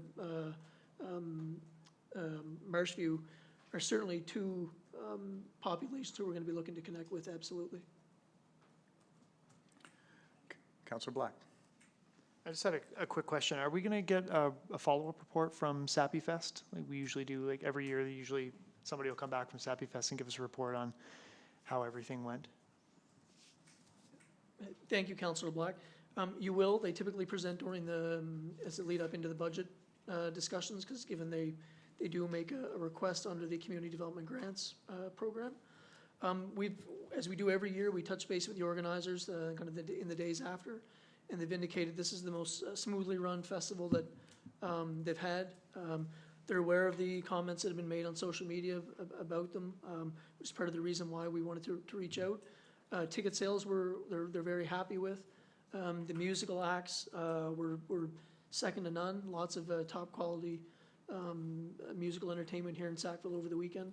So really all positive comments coming back from the main organizers and passing along their appreciation to council and staff for giving them some assistance on the logistical issues that come up with running a festival of that size. Councillor Finney. I was going to ask one more, Jamie. As a matter of fact, the results of the town's annual residence survey, is that the one that I heard that was on radio station 107.9? They were talking about there was a survey done in Sackville with the residents as to how satisfied they were with the way things are being done within this community. Is that what this is? I believe so, Councillor. We have run a variety of different types of surveys.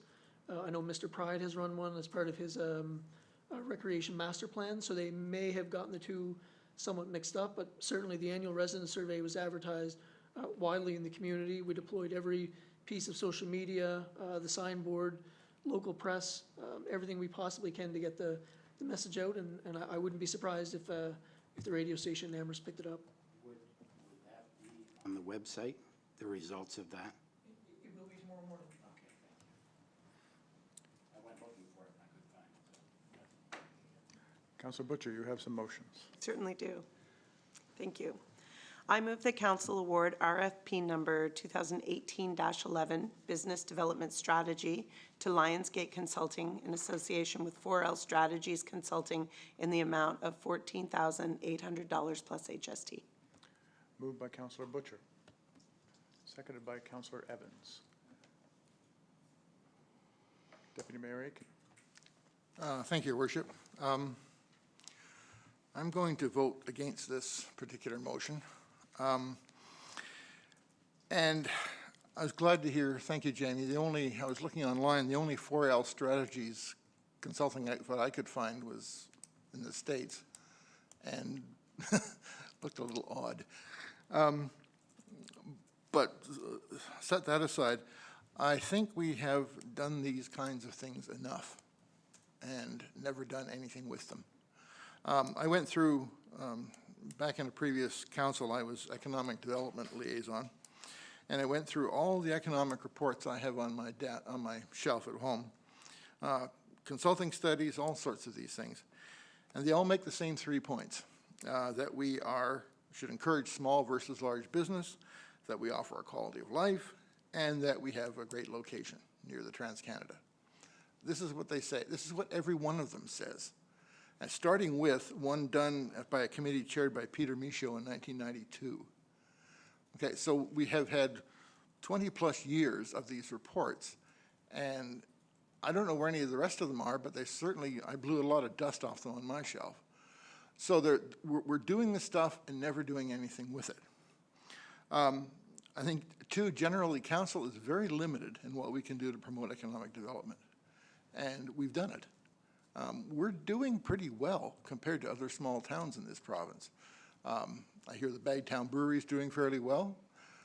We did what we could for Terra Beata to change the zoning, and we're getting the Maloney plant is reopening. So we're going in an opposite direction to a lot of places. So whatever we're doing seems to be working, and if it ain't broke, don't fix it.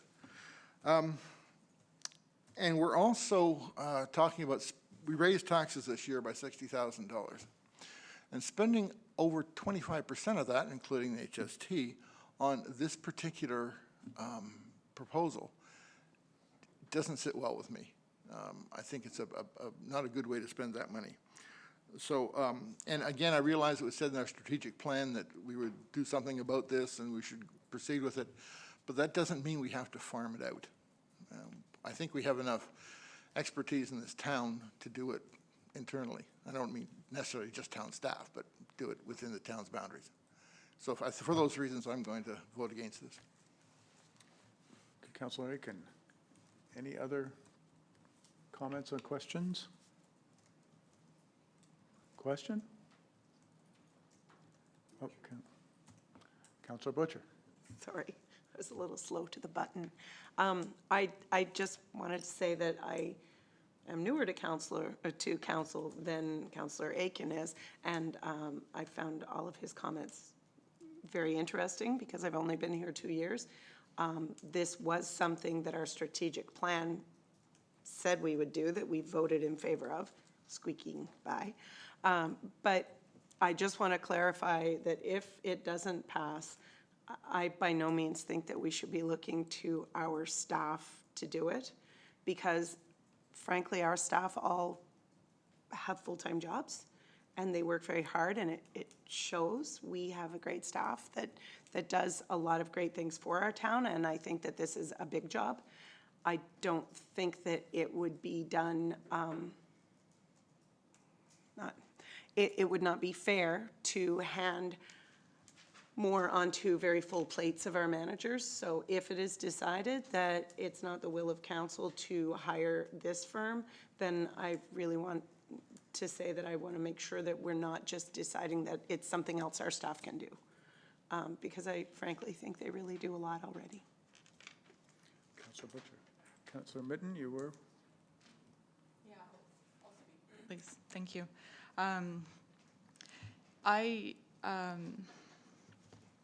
I guess I'll speak in favor of this motion, and I'll start by echoing what Councillor Butcher just said, that if it's the will of council not to pass this motion, that I do think that our staff are very, very qualified to do this, but that their plates are very full. We've taken on a lot of huge projects, like infrastructure projects, for example. And so it's hard to see how this would fit on their plate. I do think that we have a lot of local knowledge, a lot of people in our community that know what we need, and the idea with this would be to have someone compile it and analyze it and put specific targets for how to achieve those things, and look beyond just like, is the industrial park model where we go, and is the structure in the town right with how we're dealing with economic development? I think there's a lot of things that they could help us look at. And if we look at the resident survey, our community members are saying that we need to focus on economic development and growth of new business. And so I want to use local knowledge, but in-house doesn't seem possible, and so I'm speaking in favor of this motion. Councillor Finney. I was going to say, I'm in support of what Deputy Mayor Aiken has said. We've had a lot of reports over the years. None of them have come to fruition. I look at the fact of, the economic times, which are difficult as it is. I don't believe that actually a marketing firm is going to be able to tell us, because of the fact that, here's what you need and here's what you want and this is how we can do it.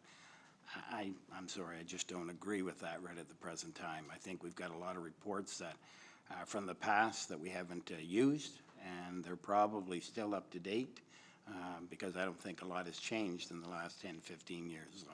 So I'll be voting against it as well. Councillor Black, please. I would agree that sometimes a lot of reports that are done by companies like this tend to be kind of fluffy. A lot being said and not a lot of substance. But I will speak in favor of this motion. But I would stress that a few things. Number one, that I hope that there's some sort of resident component to this, and not like resident surveys that have been done in the past. The one that we just had, I felt was quite a small sampling. I know that it's nice to see resident support, but I really think that we need to push harder to get people in our community to speak out. How you do that, grassroots, I'm not sure, but I think that there needs to be a big resident component to this. I also think that I'm sure it'll happen, but something needs to be done about the splintering groups in our community that are involved in economic development, Main Street redevelopment, the former Sackville Chamber of Commerce, the Commons, Rotary.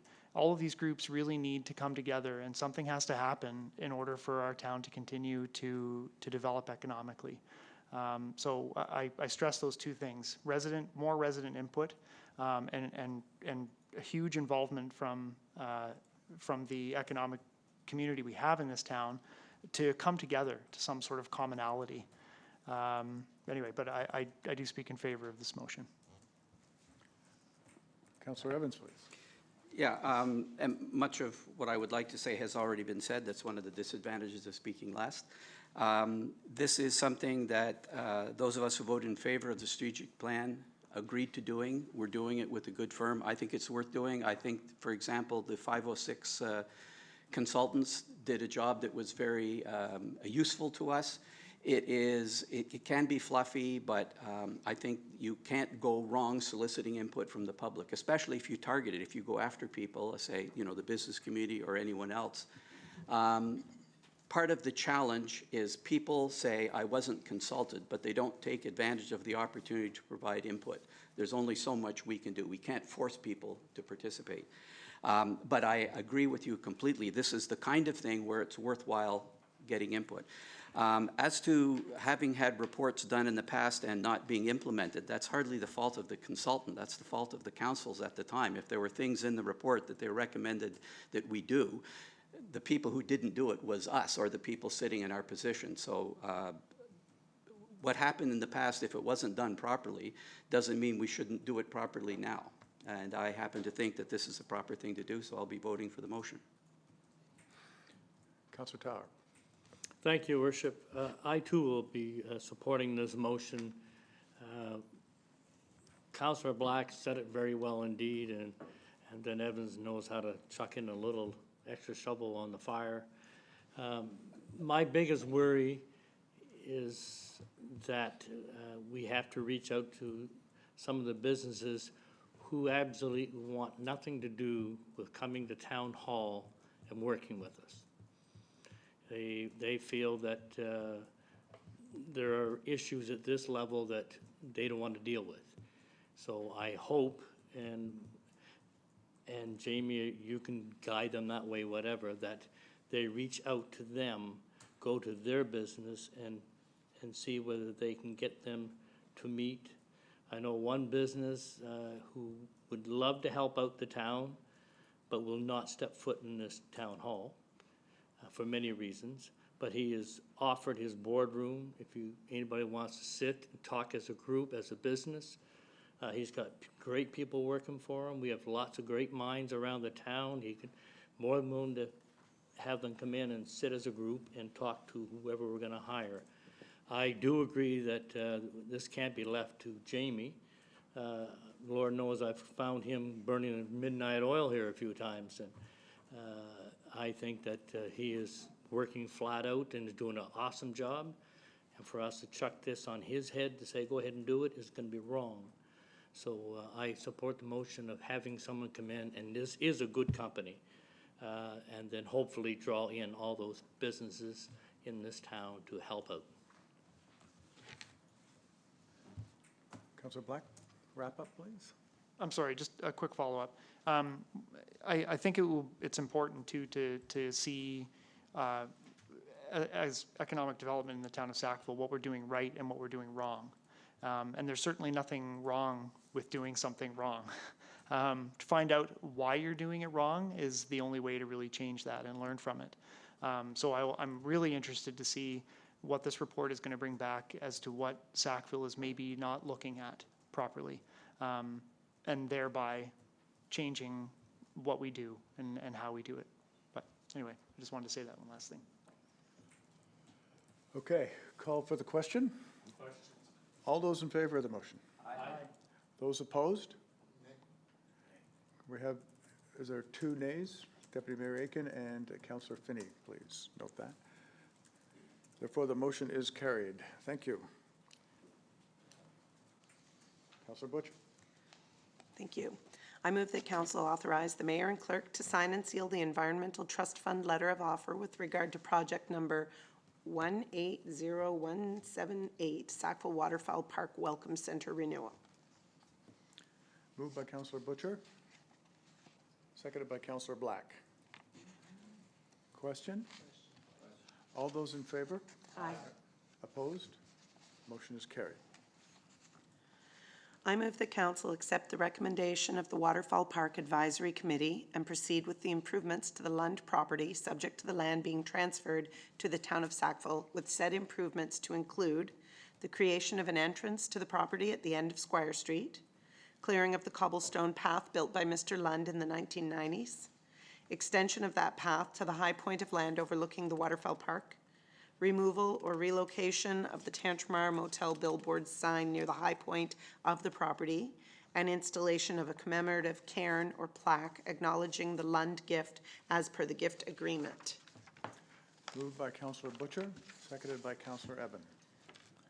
Question? Councillor Evans?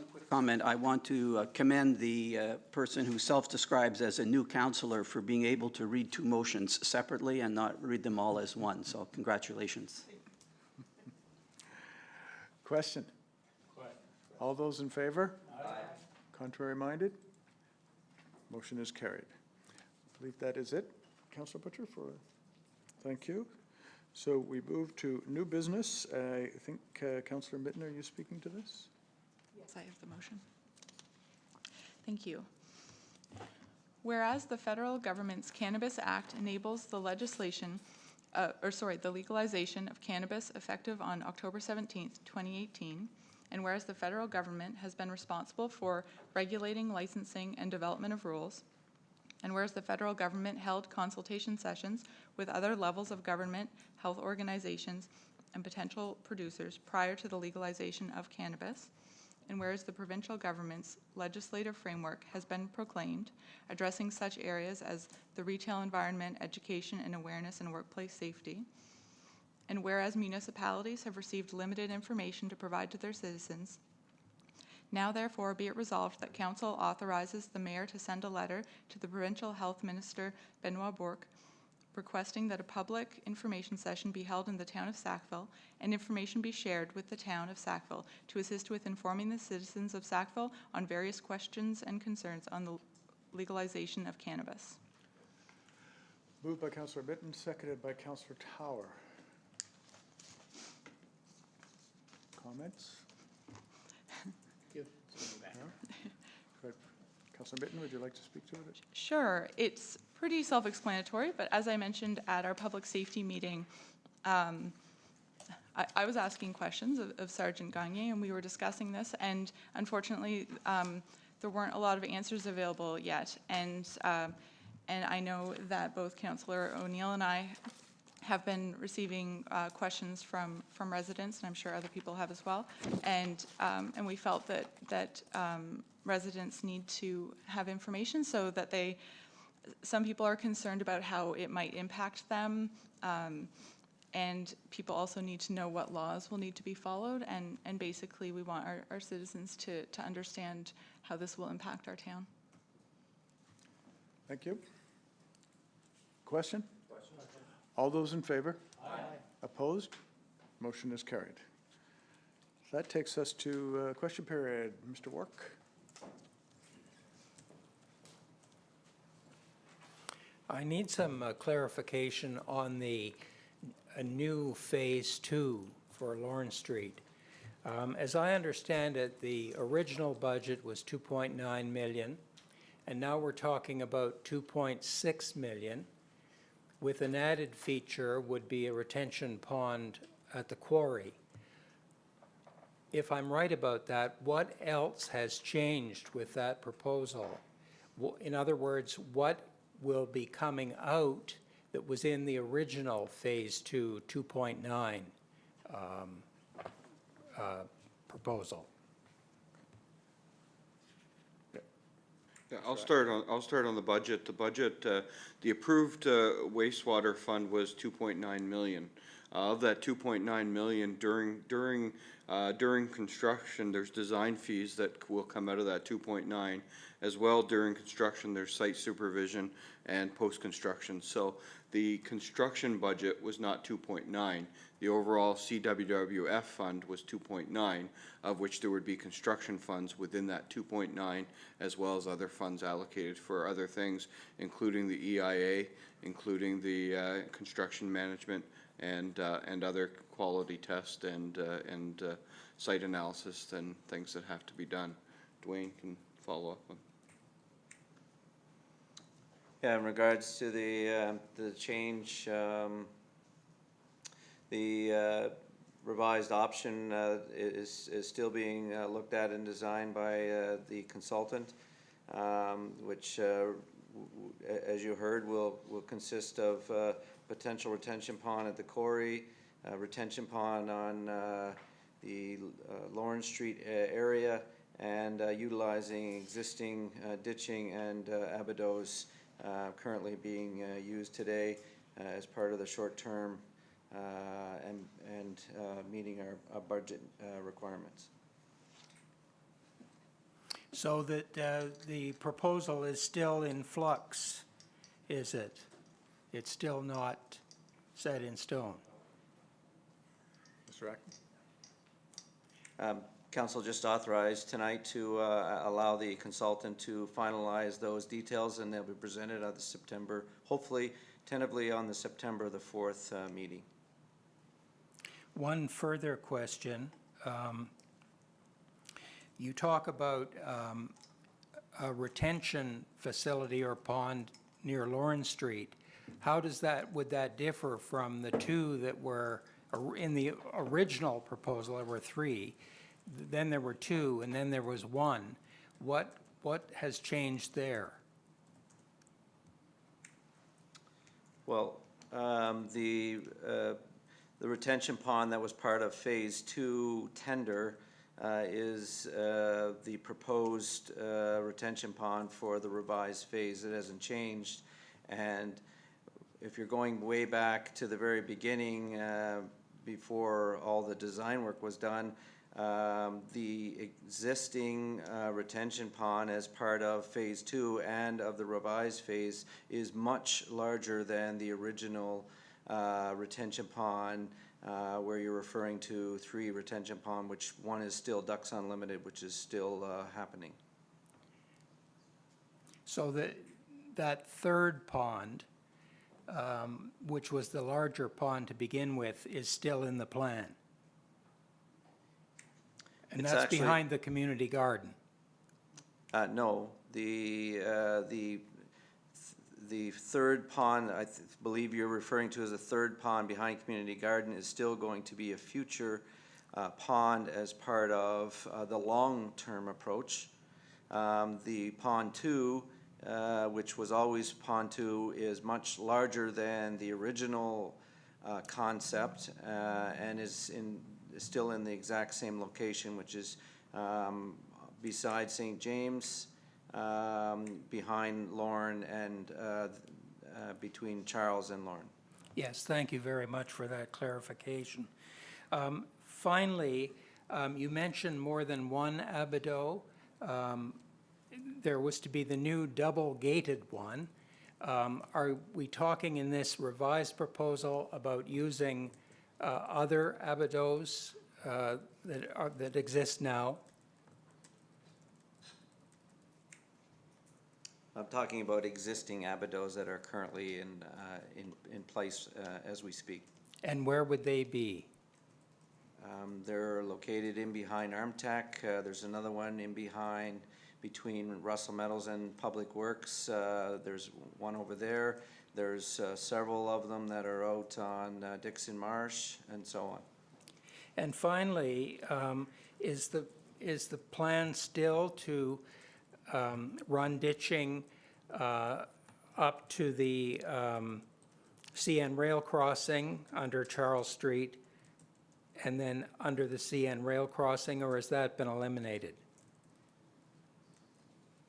That's part of the long-term approach. That is not part of the short-term. Thank you very much. Thank you. Question period from audience. I have a question for Dwayne. We're going to spend $2.6 million and we're not going to help the flooding problem for Lorne Street? Well, I think that's a big assumption. As you heard, there is a ditch that we didn't have before, and it'll go into a retention pond that we didn't have before, and there'll be a detention of the amount of water that's coming down. So the plan is that it will certainly change the amount of flooding in Lorne Street. So I'm not sure where you came to the conclusion it wouldn't do that. Well, I do know a little bit about the marsh, but anyway, okay. Did we have flooding this last rainstorm? Yes, we did. Where at? On Lorne Street. We had none on Main Street. None on Main Street? Yes. We've eliminated the flooding on Main Street now. We haven't had water on Main Street since we did Lorne Street. I'm not following. It's what? We had flooding on Main Street When? this past storm. There was at Booster Johnson's Pump? Park, there was flooding? No, at Booster Pump.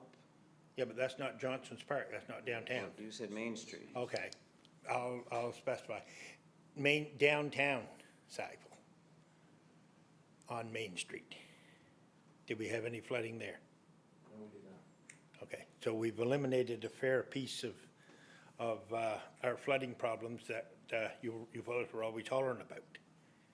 But have you checked the flow of water under the railroad at Crescent Street?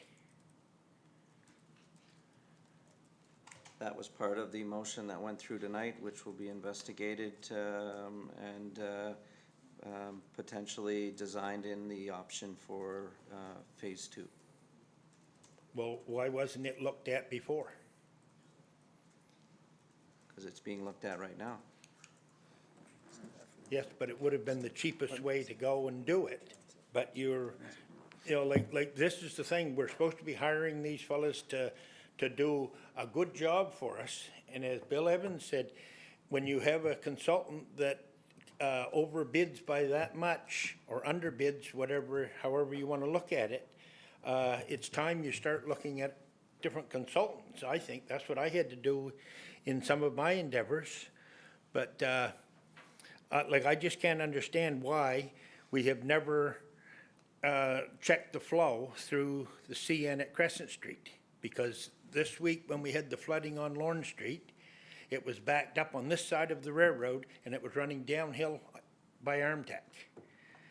So the bottleneck is there at the railroad. So, Mr. Carter, why would we spend money to go and investigate this when we were taking the water the other way? Well, it didn't happen that way. Well, you wanted us to spend money on taking water through Crescent Street when the water wasn't going there. Now the water is going to go there short term, and the consultant is going to investigate, and we are going to investigate that crossing. Okay, your questions are for council, Keith, so let's remember that. Okay, I'll refer him to you then. Okay, we're gonna pay Crannell's another $105,000 to do the design, to spend $2.6 million for the council? Correct. That's what we're gonna do. Yes, you heard a breakdown of that here. Yeah, no, this is what I was just looking at, and Crandall's have already been paid, what, 700 and some thousand for work on Lorne Street? They have been paid their bills, yes. You know, so we're gonna pay $1 million in consulting fees before we're done, and still have no drainage. Oh. That's what, you know, that's just what I'm looking at. Anyway, okay, and Bill made the point, the same, like I don't agree with Bill all the time, but I do today, because he said that we've done all of these studies before, and I've sat in enough. This is on a different matter, on our consulting for our economic development, and this is one of the biggest problems that we've always had, is we can go and get a recommendation, but then after that, then everybody forgets about it.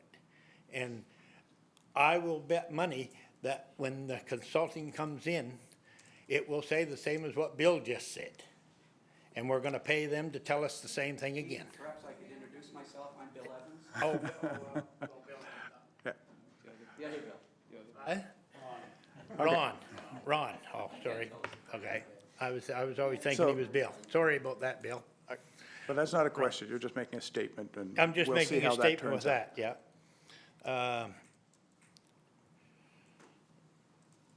To grow new business in town, Butcher said that we need to grow new business in town. Well, I know there's a business in town right now that's trying to expand, and they've hired 10 people, and 4 have showed up for work. So we haven't got a very good track record of people actually showing up for work after they say they're gonna be there. That's, you know, like you're looking at how our economic development's gonna work. Well, I don't know how you get people to go to work when they want 10 and 4 show up. 6 didn't show up, and they're still chasing, trying to get people to go to work. And they're not paying that bad of money for Sackville. So, and the quarry, we're gonna go at the quarry now and tie it in with Lorne Street? Correct. The idea is that as we cannot get all of the water out as we'd planned, that part of the ability to protect Lorne Street and the $6 million infrastructure that's already there now is that we can retain 10 or 15% of the water that comes down to there by retaining it in the quarry area, while we're also changing it with the addition of the, as Mr. Acton described, this very large holding pond that will also create a capacity. So It's not the solution that we wanted, but it's the solution we can afford now, which will limit the amount of flooding down in that area. Okay, then, good, thank you. Okay. Any other questions? Anyone have a motion? Moved by Councillor Fitty, seconded by Councillor Tower. All those in favor? Aye. Opposed? Motion is carried. Thank you all.